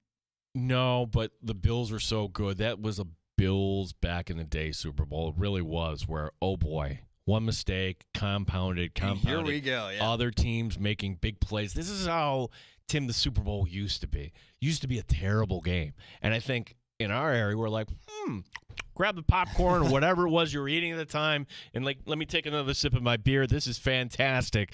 Yes, you're going to pay now for all this. But the Chiefs come back. It's fascinating. They don't. When we talked to Jay Binkley yesterday, they don't have a lot of cap room. They have a little bit, so you can create some stuff. I'm sure. Maybe you get a ring chaser here or there, but I think it's not an easy fix, Tim, because that offensive line. If you're going to fix one thing, that would be above everything else. Number two, you've got some dead weight on that team on offense. Like DeAndre Hopkins, I'm sorry, it's over. If Travis Kelce retired, that would be interesting. It'd be interesting, but it wouldn't be the worst thing in the world. No. He's not what he was. He's not what he was, but he's still an elite talent at a position that isn't particularly strong. What I was most impressed by was Xavier Worthy. Granted, it was in a loss, but man, did he look good. And I know where did he come from and how did he get there, but there's some dead weight, but there's some opportunity for guys that are in the shadows of that weight to flourish. And Worthy, I think, is going to be one of those guys that when you guys have Michael F. Florio on the next time, I think he's going to be on his list of receivers to buy into for next year. Yeah, maybe. I don't know. I mean, isn't that the beauty of it? Of February, we got 7 months to.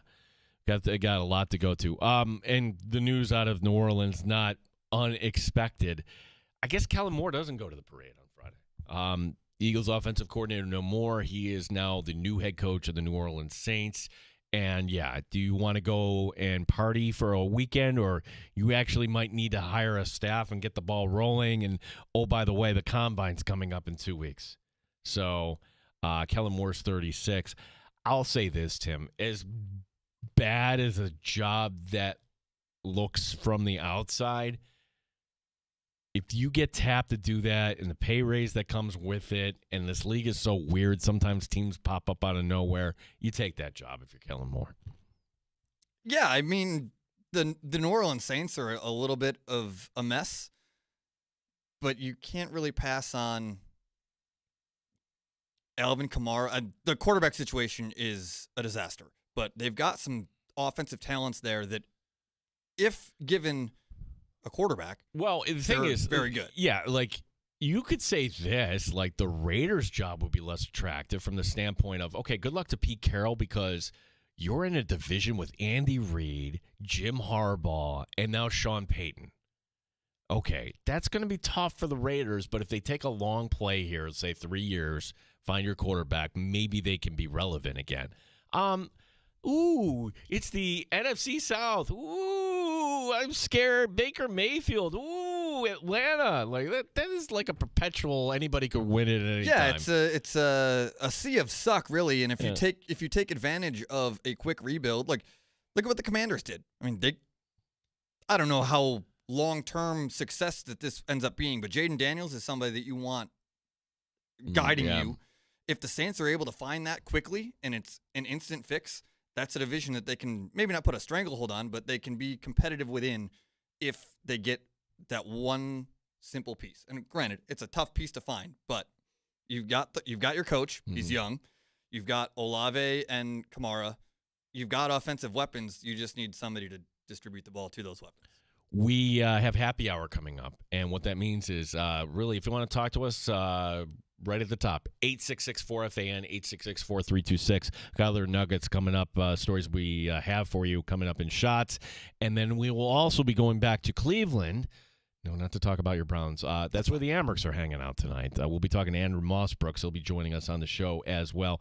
Amerks in Cleveland tonight, 7 o'clock for the coverage here on the Fan Rochester. Happy hour on the way next here in the Sports Bar. You're listening to the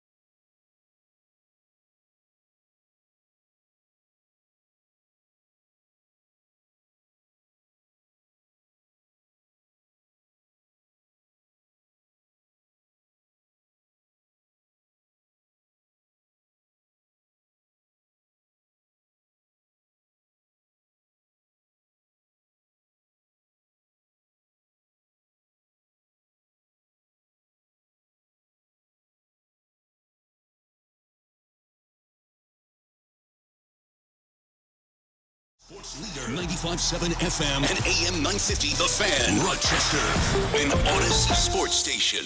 The Fan, Rochester, sports update. Amherst looking to make it 6 in a row. 5-game winning streak entering tonight's game at Cleveland. Head coach Michael Leone loving the way his team is playing. For 44 games of the year, our guys have given an unbelievable effort every single night. I'm a big believer in your play away from the puck, so it was my mentality to tell the group, if we're good away from the puck and we can pressure with our skill group, you're going to have the puck more.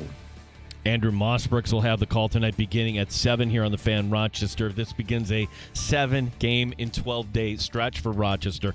Saints indeed named Kellen Moore as their new head coach today. A couple of baseball notes. The LA Dodgers bringing back Clayton Kershaw. This will be year number 18 for Kershaw in LA. The Angels signing closer Kenley Jensen.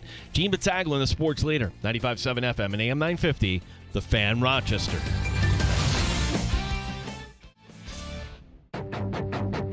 The Sports Bar with Danger and Battaglia. The Philadelphia Eagles have won Super Bowl 59. Where does your to-do list start for the 2025 Buffalo Bills? What it has to do with get your cap ready. Mike Danger. If you're a team aspiring to win an NFL championship, you all are, what the Eagles have is now what the template will be. And I think you will see a lot of teams. It is a model for everybody else to kind of follow. Gene Battaglia. Seems strange. That's it. The ride has ended, but how many weeks till the combine?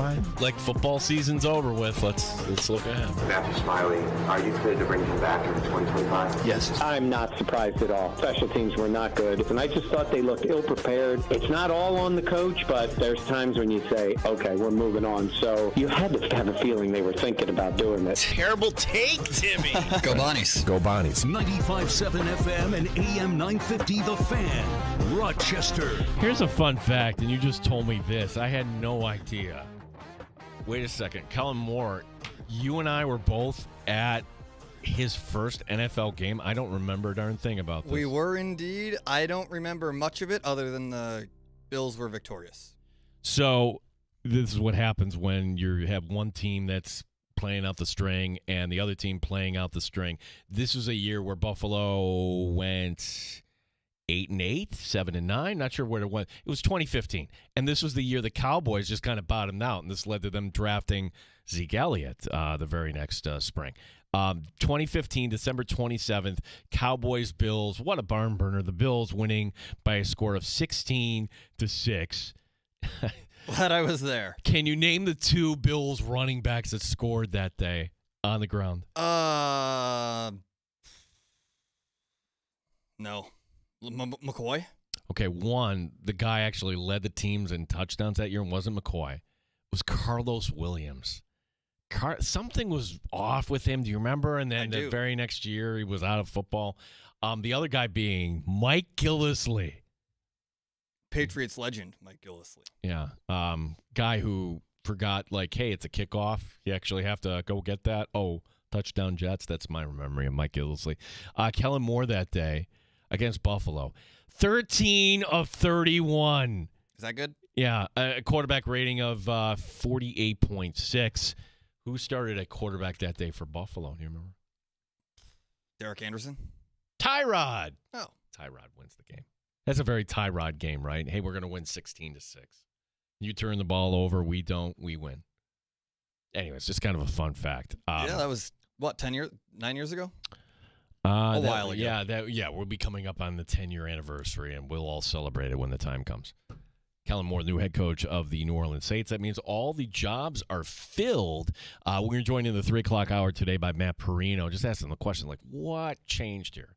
Did Sean McDermott, get on his exercise bike and yeah, you know what? I should make that change. And Matt provided a simple theory hey, maybe he realized another guy was going to become available, and why not go for the upgrade? I'll buy into that a little bit, but to me, anything would have been better than the guy you had. I just thought that, put it another way, too. Will Matthew Smiley be getting another job? I mean, the Saints need a special teams coordinator. I doubt it as a coordinator. He might latch on some secondary role in the NFL, but I don't think that he's going to be clamored for now that he's available. No. So that's one of those storylines with the Bills that we'll be paying attention to in the upcoming weeks. The Bills also today, this is kind of like, all right, they brought in the coach from the Jaguars, the guy with the mustache, right? You also have now a guy coming in from the Patriots. Mike Pellegrino is his name. He's going to be the nickelback coach with the Buffalo Bills, which is interesting because, well, who's the nickel, Tim?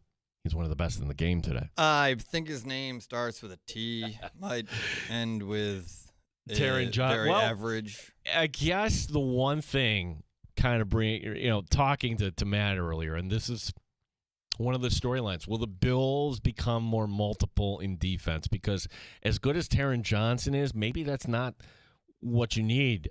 Maybe you have to present different looks. Maybe you do go the traditional 3 linebacker set.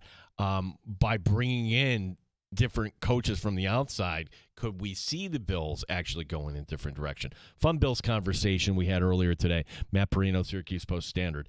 Go check that out. Amerks tonight coming up 7 o'clock, the team in Cleveland. And this is what big cities do, Tim. They play on a Tuesday night, buddy. Yeah, I guess so. This is my first regular season Amerks Tuesday game, and I think I've been doing this for a long time, 10 years. You might have the record. Longest tenured Amerks producer in history. Look at me. Put me in the rafters. The other guy got canceled. Retire. Yes, he did. Retire the jersey. Put me up with RJ. Throw a microphone as my jersey. We'll have Don come in and.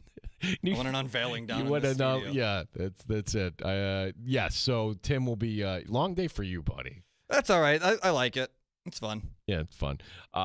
So that's coming up tonight at 7 o'clock. Our phone number, 866-4FAN, 866-4326. Andrew Mossbrook's coming up at the end of the hour, where I guess we'll let him, pound his chest and say, go Eagles, fly, or whatever the hell their chant is. Go Birds. Yeah, that's it. It's fun to have you in today because, if the Bills are going to get good, what's number one on everyone's wish list? Tim is a Browns fan, everyone. Yeah. Tim, can we have Myles Garrett, please? It would be great if he stayed in Cleveland, but if he's going to go somewhere, I do think it's going to be Buffalo. I think that they have the package necessary to make it worthwhile for Cleveland to pull the trigger on if they are forced to do so. Again, I would love to have him back in Cleveland, but if he's not there 100%, and if the Browns fail themselves yet again, which is their MO, give him to Buffalo. Don't give him to Buffalo, but send him to Buffalo and get the package that you desire for him, and that begins with 2 first-round picks. And because of how good the Bills are, you might be able to squeeze a third or maybe some second-round picks. You're not going to get 3 first-round picks. But Matt Perino had an interesting take. He didn't say 2 first-round picks. He said a 1 and a 3. Oh, this is where it gets interesting. And a player. Now, that player's got to be good. Right. Very good. It's not going to be Kyer Elam. It's not going to be Ryan Vandermark. It's not going to be anybody on an expiring contract. You figure it would be somebody, James Cook.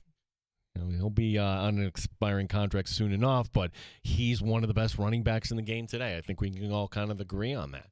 And Matt said, hey, if they ask for Cook, you got to have that conversation. And then brought up a good point, too. It's like, just like any other year, you can draft a running back. And this year, there are plenty of good running backs, apparently, in this draft.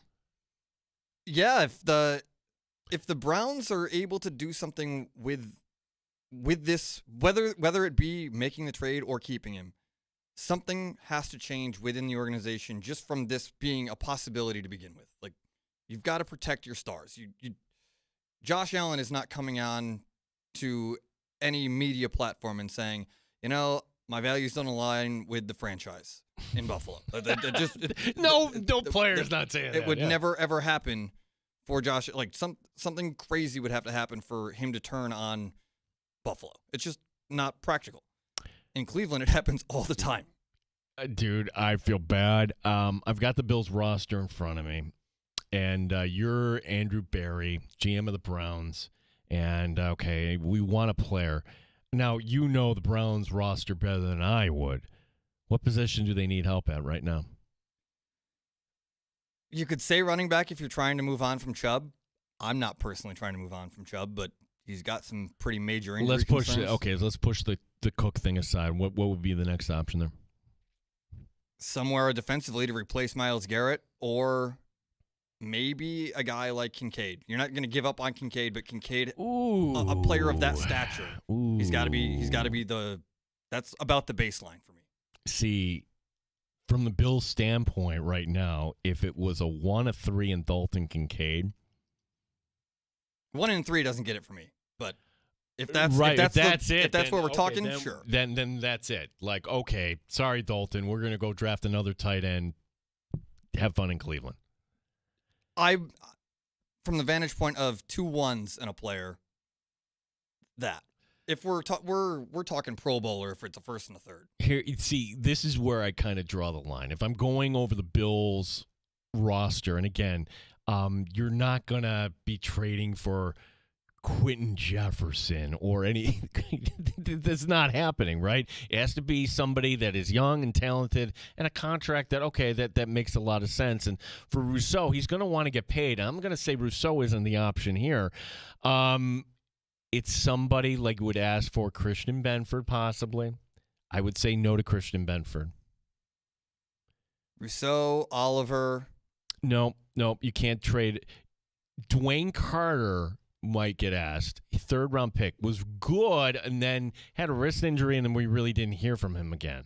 Considering how thin the Bills are on the defensive tackle position, I don't think you can move him either. For Myles Garrett, I think you're making that. We better. You're getting a perennial All-Pro, Pro Bowler. Carter has the ability to maybe be that guy on the defensive tackle position. I would steer him. The point I'm trying to make, Tim, is you kind of said this in jest. What if it is Kincaid? No, I wasn't kidding about that. Yeah, I mean, honestly, like, when you heard that, I'm like, now that you can get one more year out of Dawson Knox. We've been banging the two tight ends in Buffalo. It doesn't happen. Honest to God, it doesn't happen. You could be with Dawson Knox, Quentin Morris. You have the other guy, Davidson, up in the practice squad. You draft somebody else. I mean, Njoku's in Cleveland right now, so it's not a position of need. But I'm not saying no if Kincaid is the player. Like, I mean, I'm saying no in general. I don't want to get rid of Myles Garrett. But if Kincaid is the thing that's stopping this from happening, from a Cleveland standpoint, you got to take an offensive talented player to get rid of the guy. Like, Myles Garrett is the guy, probably in all of the NFL defensively. Like, Aaron Donald's gone. Next up is Myles Garrett. Yeah, it's weird. I keep coming back to the defense is so thin right now, and any guy you want to build around, I just don't want to give up. It's almost like, all right, do you hurt the offense a little bit by considering Kincaid? This feels very fantasy-ish. It really does. Well, yeah, because a guy like this isn't supposed to be available. Right. And yet here we are, yet again. Part of it is if the Deshaun Watson trade is a loss. You can't chase the recovery on that. No. And in doing so, you're losing Myles Garrett, who is also, like, you are dealing from a loss from the start. So you've already lost. Like, you cannot win a trade if you're trading the best player at his position in the sport. Well, I don't know what direction the Browns are going in. And I said this to you. If you had a team that, hey, that's a good head coach. Hey, you have arguably the best defensive player in the game today. Heck, he was 2 years ago the defensive player of the year. Hey, you have a very good offensive line, maybe top 5 in this league. You would think that's enough and just get somewhat quarterback play competent. You're going to the postseason. That's not the way it works in Cleveland. All those superlatives, and guess what you just explained? A 3-win football team. A 3-win football team. So the question is, you really want to go from 3 to 8 because This is the part I don't know. And why do I think that Deion Sanders might dictate a lot of what happens in this draft? Like, if Deion Sanders is not sold on the Browns and doesn't want his son and doesn't want his star pupil going there in Travis Hunter, can you imagine a world, Tim? Would the Browns be better off trading down, trading Myles Garrett? I mean, would that go over? Actually, like, hey, we've got to start all over again. Sorry, Browns fans. And you're eating Watson. Watson's persona non grata, okay? You can't get him off the books. He's showing up to practice, but you don't even need to come to the game. You don't even want him there, No, actually. you don't even come. Like, I don't know how you would work that buyout. It's just going to be a terrible season because you have to bite the bullet on that. But is that the best course of action? Because once upon a time, the Browns were doing that sort of stuff, and they were loading up on picks. And they went through 2 seasons, 0-15, 0-16. That's how you landed on Myles Garrett in the first place. And, well, the plan didn't work. And it never does in Cleveland. To answer your question, will it fly? Like, from a fan standpoint, it will never fly, but it will never change because just like Buffalo, Cleveland is loyal to a fault. Like, if you love the Cleveland Browns, you don't have no reason to. There's no reason to love the Cleveland Browns. You just do it. Like, no, see, it's the only thing. Like, this is the worst product available compared to other products. No, I'll buy 10 of them. Like, there's no what makes sense about that? The Guardians went to the ALCS. The Cavs have 40 wins in 50 games, and number 1 in the city is the team that just won you 3 games, and they should have won 13. Like, and now the best player that the team's had since they came back wants out because the guy that they brought in stunk. It's a nightmare. There's the other thing, too. Hey, we want a dome. Yay, we want a dome. And okay. I mean, did they not pay attention to the Bills template? You make that ask when you're good. Like, if the Bills were, I'm saying this seriously. I know, but it's a small window in Cleveland. Yeah, that's the easier way to kind of grease the skid, is it not? Well, if they had drafted Josh Allen instead of Baker Mayfield, we might not be having this Myles Garrett conversation. No, they would have ruined Josh Allen. It's possible, but it would have been nice to have him for myself to ruin him instead of he's the best player in the NFL in my opinion, and he's in Buffalo, which is great for my Bills friends in the region, but he could have been in Cleveland, and that would have been awesome. If it didn't work out, it didn't work out, but whatever. They didn't give Baker Mayfield an opportunity to succeed. They ran him out of the city in 3 years, and look at him now. Sweet looking Amerks hat you got on there, bud. Thank you. It's from the Frozen Frontier, the outdoor game. Do you realize we're over a decade past that? Yeah. Like, what the heck? Where did time kind of go? I was young back then. Well, and this is what I heard. Like, the reason we haven't had a Frozen Frontier since then, and kind of took a bath. So it's a lot of effort to put something. That was very fun to experience. Like even the high school games were fun. Like Victor and Fairport played out there, Pittsford played out there. There were media tournaments and stuff on the ice. Like, that was a really fun experience, but then you open up the books and find out how much it cost, and it's like, oh, we'll never do that Never again. do that again. And the other part of it, too, is just innovative field. It's just not set up for the outdoors. I mean, once they turn the pipes off, do you remember, like, okay, there's no plumbing, so you have to go use the porta potty and whatever. They show that highlight from Matt Ellis scored in the shootout to win the game, and I happened to be on the glass outside, and I was so cold that different media people who I don't even know who did it, but I was given like gloves and hand warmers on top of what I already had just because of how cold I was out on the glass for that game. Well, so the Amerks play on a Friday night, and then what happens on Saturday? RIT plays Niagara. And where the weather was perfect on Friday, look, it was cold, but it was snowing.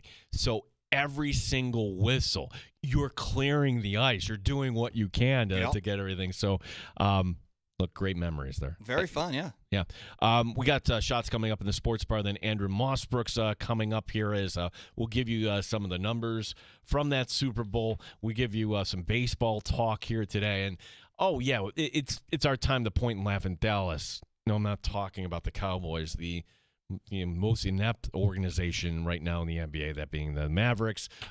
It's a sports bar here in the Fan Rochester. You're listening to the Sports.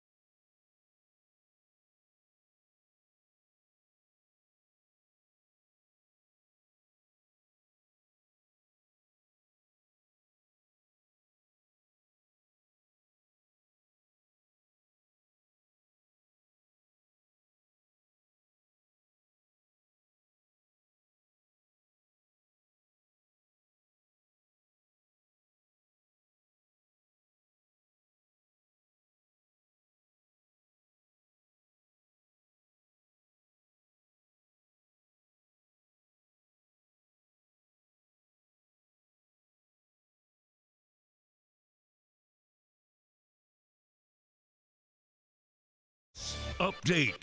It's a rare Tuesday night regular season game for the Rochester Americans tonight at Cleveland. Head coach Michael Leone talking about the opponents. You know, Cleveland gets two guys down from the Four Nations break, and tonight's going to be a really fast, hard game, and we got to play a certain way. And the game plan going in, the guys have stuck to it, and I just really appreciate the effort, especially the things that it takes to win. The guys have done an unbelievable job buying into that. Rochester looking to make it 6 wins in a row. Andrew Mossbrooks will be on the call tonight beginning at 7. Andrew joining us later this hour here in the Sports Bar.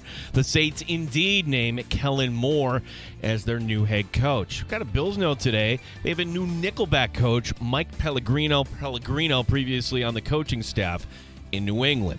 G. Battaglia, the sports leader, 95.7 FM and AM 950, The Fan Rochester. The only way to take the Fan Rochester with you is the free Odyssey app. Download it today and follow the sports leader, 95.7 FM and AM 950, The Fan Rochester. So Monday at the Disney World is always a thing. Welcome back to the sports bar. Danger's not here. Tim Schneider in for Danger. My name's Gene Battaglia.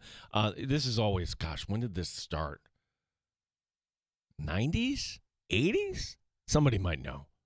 Hey, you just won the Super Bowl. What are you doing next? I'm going to Disney World. Did you know they still do this? I did, but I haven't seen a commercial for it. Right. Like, where are they putting the commercial? Like, or do they not need to? They know that, hey, we're just going to put this out there virally. It's going to kind of go. I would imagine Jalen Hurts isn't doing this for free, right? Like, how does this all work? Hey, do you want to go to Disney? Okay, sign here. Jet's going to fly you off. And there was Jalen Hurts on a float at the Magic Kingdom right in front of the castle. I didn't know we were still doing this. Now, let's compare this to my partner, Mike Danger. I texted him this morning, but it was a little more crass. Mike Danger doesn't need an excuse to go to the Super Bowl, Tim. Hey, Mike Danger, you sneezed. I'm going to Disney World. Mike Danger, you just got off the pot. I'm going to Disney World. The first, do you want the answer to that? The first time it happened? I'm going to guess 85. Later, okay. 87. 87, close. Sims. So it was Sims over the Broncos. Correct. Okay. Interesting.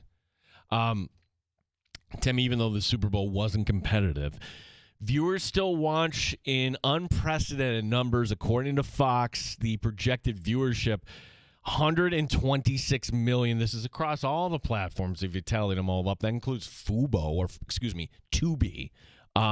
Viewers total to hit their highest mark, 135 million in the second quarter of the game. So probably would have been bigger had not a lot of people just kind of turned it off. I can't believe, there are so many people that don't watch the Super Bowl, and I don't know a single one of them.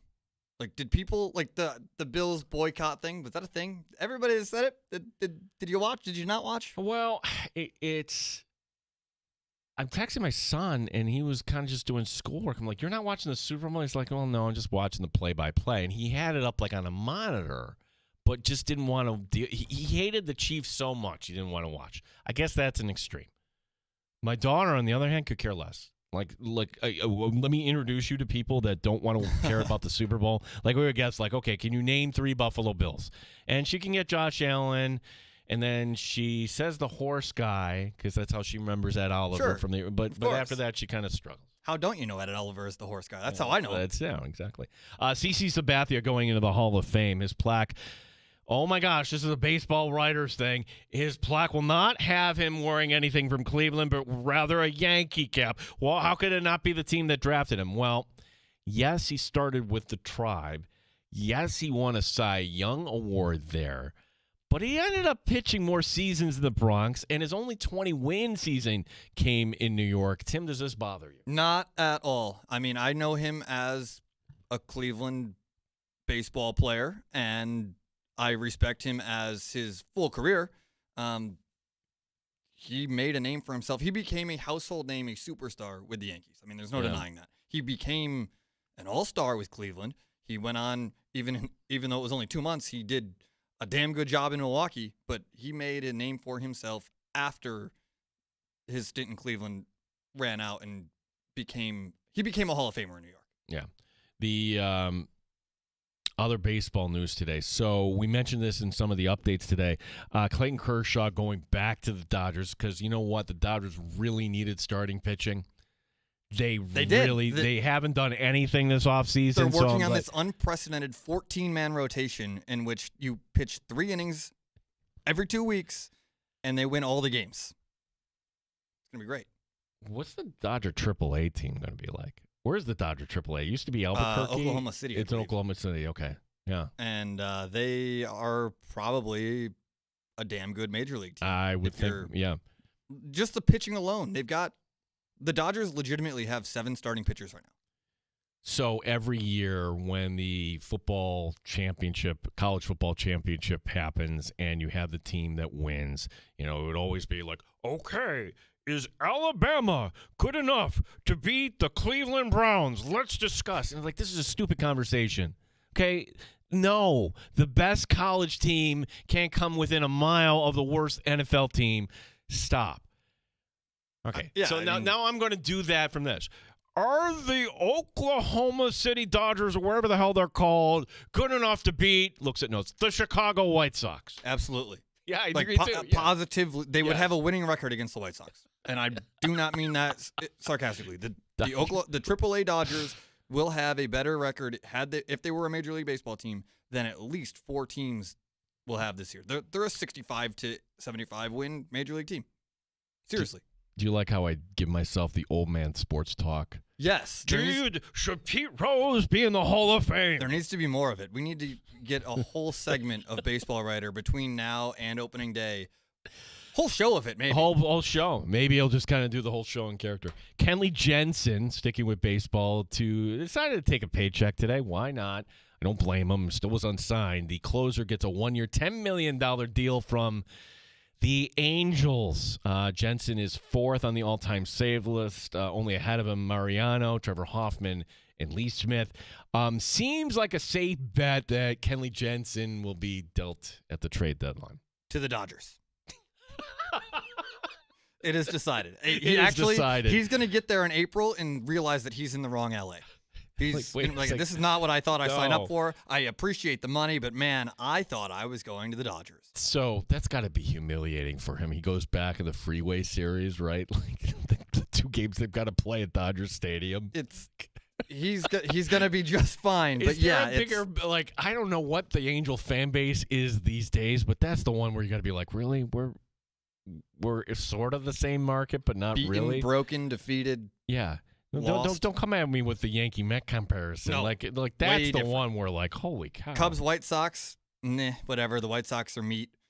Dodgers, Angels. Whew, poor Angels. Poor Angels.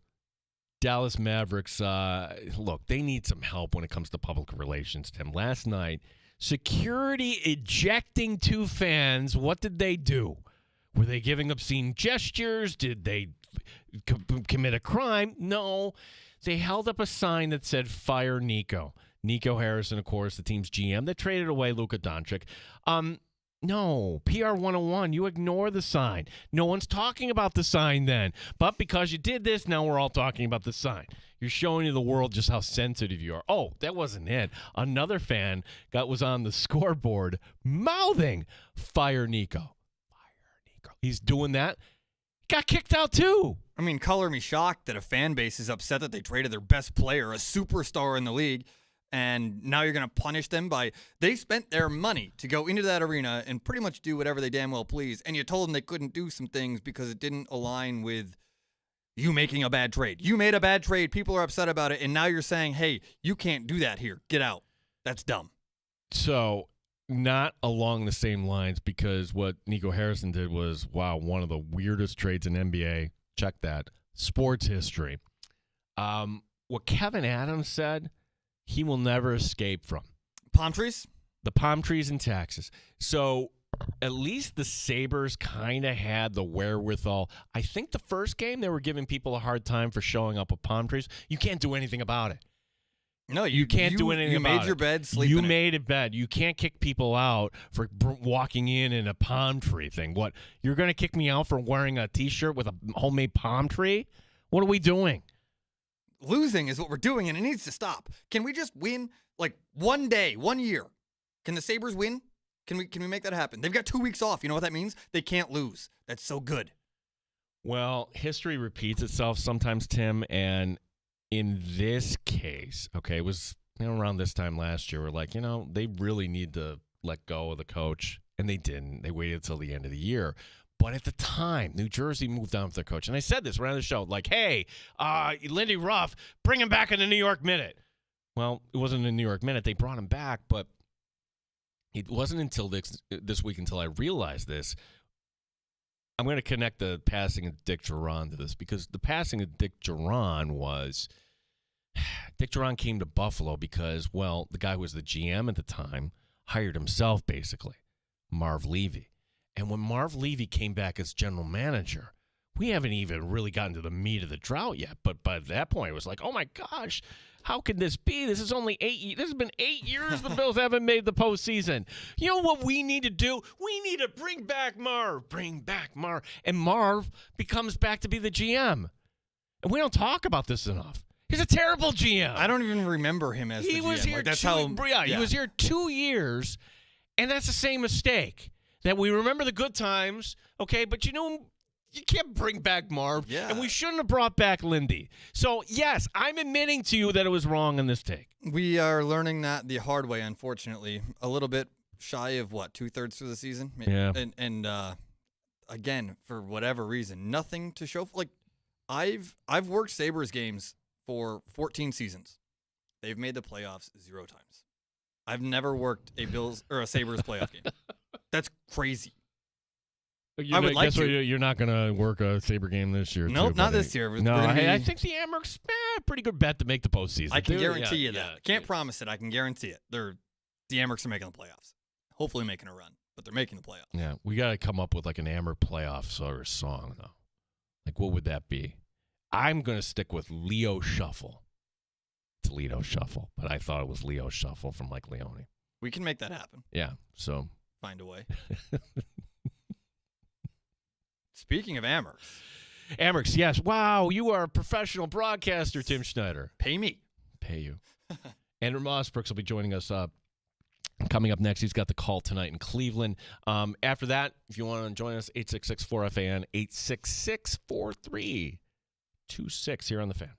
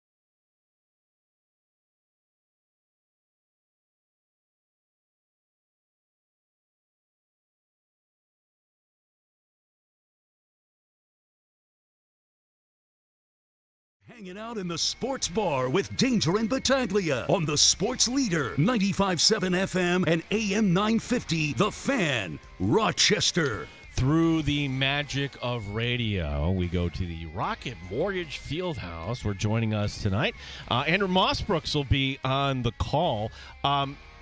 Dude, I always find it fun when, the Amerks are playing these sort of bigger, pro arenas, major league arenas, if you will. How far up are you, Andrew? What's the broadcast vantage point for you? Try this again. Andrew, do we have you? Check 1, 2, 3. Uh-oh, Andrew has disappeared. I'm here. There he goes. Can you hear me, Andrew? I can, yes. All right, there we go. I blame Terrible Take Timmy. Oh, not Tim again. No, that's it, buddy. It's a different board than I'm used to in this wilderness of a studio. Is it a different board, or were you bored about the idea of talking to me? No, it's a different board. This is all different to me. What Yeah. I'm using right now is not what I'll be using in an hour. It's crazy. Yeah, it's kind of strange. Andrew, to start all over again, we go to the Rocket Mortgage Fieldhouse, and always a pleasure when we talk to Andrew Mossbrooks. And for you, I would imagine it's fun when you go to a major league arena. How high up are you? What's the broadcast viewpoint there? Well, the thing is, first off, it's great to talk to Eugene and Tim. Second, we're not that high up here in Cleveland. I mean, the building is massive, but the way that they position the broadcasters is really just above the 100 bowl in what they call the club level here. But the 100 level is kind of the most, especially toward the center ice sections, it's the most compact. And then on the ends of Rocket Mortgage Fieldhouse, it really scales up and gets steeper. But we've got an excellent vantage point. I'm not good with numbers when it comes to being able to tell you how far away in feet I am from the ice, but it's a very friendly vantage point here in Cleveland. All right, so at least you're going to be able to get the line changes, see everything tonight. Andrew, 7 games in 12 days. You had this break in the schedule last weekend, just with the 1 game. So, I mean, talk about just not tonight, but what's coming up here for this club. Yeah, it's funny because it always goes both ways. Like last weekend, everybody, I mean, the players, and I can speak from our front office point of view, I think, when I say we were all excited to have Saturday and Sunday off. I mean, it just does not happen, but what goes around comes around, right? And you pay for it full circle here. So, I mean, it starts in a smaller segment with the 4 games in 6 days. Obviously tonight, a really weird night that we're talking to you guys on a Tuesday, and we've got a hockey game, but it's the one and only of the season. And then a lot of home hockey in there, which I think is great. So during this stretch, you're at least spending the night in your own beds for the most part. But big 3-3 this weekend. Syracuse at home on Friday for some Valentine's Day hockey. Then we've got Utica on the road Saturday. Turn right back around and play the Laval Rocket, which is the best team in the North Division as it currently stands. Amerks may have a claim to that by the time this stretch ends, but that's going to be a tough 3 o'clock game. Kids game, which will be really fun at Blue Cross Arena, and that game also kicks off a 5-game homestand for us, where this Cleveland Monsters team we're seeing tonight will eventually find their way back to the Flower City, along with Belleville, Toronto, and Wilkes-Barre Scranton. Yeah, 7 o'clock for the coverage tonight, Amerks and Cleveland. Rochester coming off that 4-0 win over Belleville, and in that game, you had Consta Helenius scoring for the first time in, 17 games. Andrew, was it puck luck, or is it just, hey, this is an 18-year-old kid? For folks who don't know, he was the Sabres' #1 first-round pick, 14th overall. Is it just maybe a combination of the two here? Your thoughts on Helenius and how he's making this adjustment?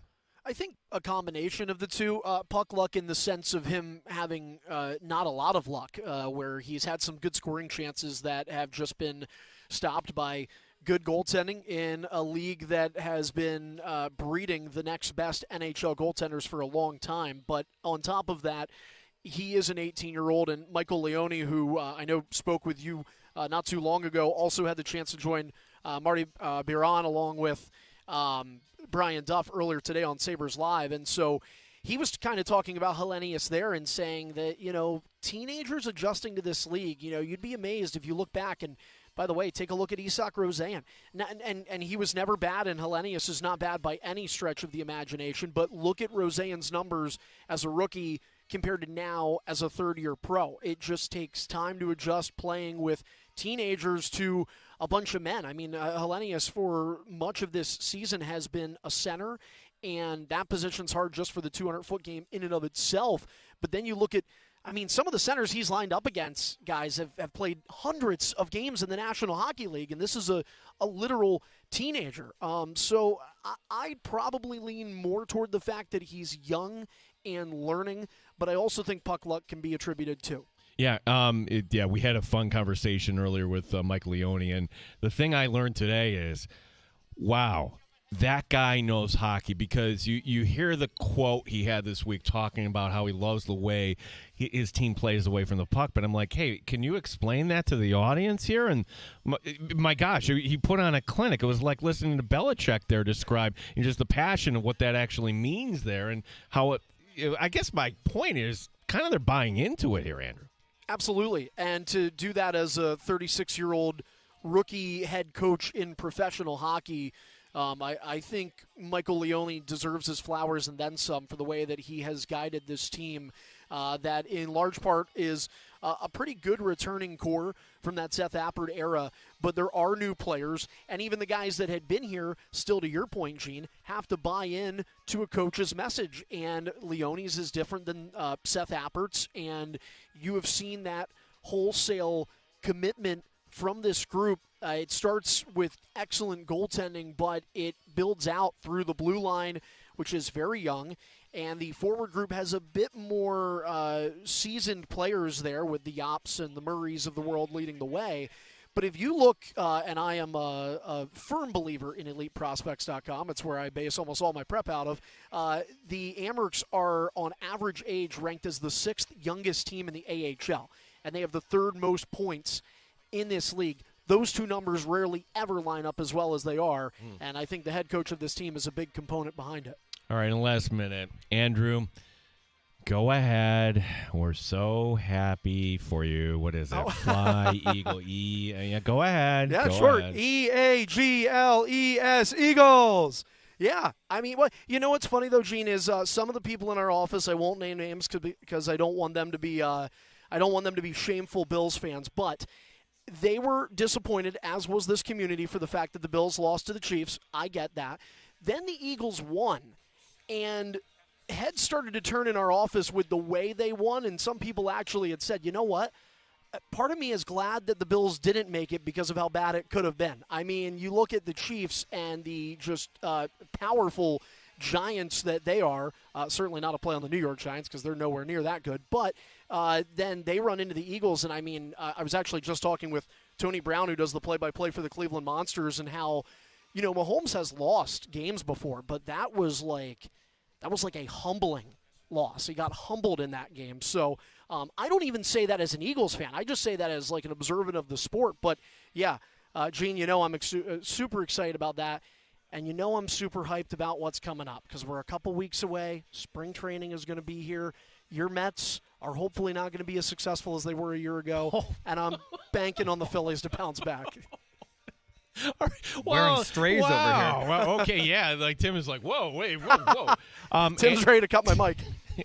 Andrew, have a good call tonight, buddy. Thanks for your time, Andrew. I will, Gene. It's great talking to you guys. All right, Andrew Mossbrooks live from Cleveland at the Rocket Mortgage Fieldhouse, and that'll do it for the show today. Coming up on the show tomorrow. It's been a minute since we had Sal Capaccio join us. We will be talking to Sal tomorrow. We'll have other great things. And you're back tomorrow, Tim. I will be here. Yeah, you'll be here. I will be here from 3 to 6, just like you. That's it. So thank you for listening. Thank you to Andrew Mossbrooks, who came on the show. Thanks to Amherst head coach Mike Leone. And thank you to Matt Perino, the Syracuse Post-Standard, and the Shout podcast. If you miss any of that, you can go back in time and download the Odyssey app. Listen to it on the rewind. Coming up next, we've got the JR Sport Brief 6 to 7, and then Amherst hockey tonight in Cleveland. And we'll do it all over again tomorrow. Really appreciate you watching, and you know how much I love this city. My hometown, Rochester. This is the Sports Bar, 95.7 FM and AM 950, The Fan, Rochester. You're listening to the Sports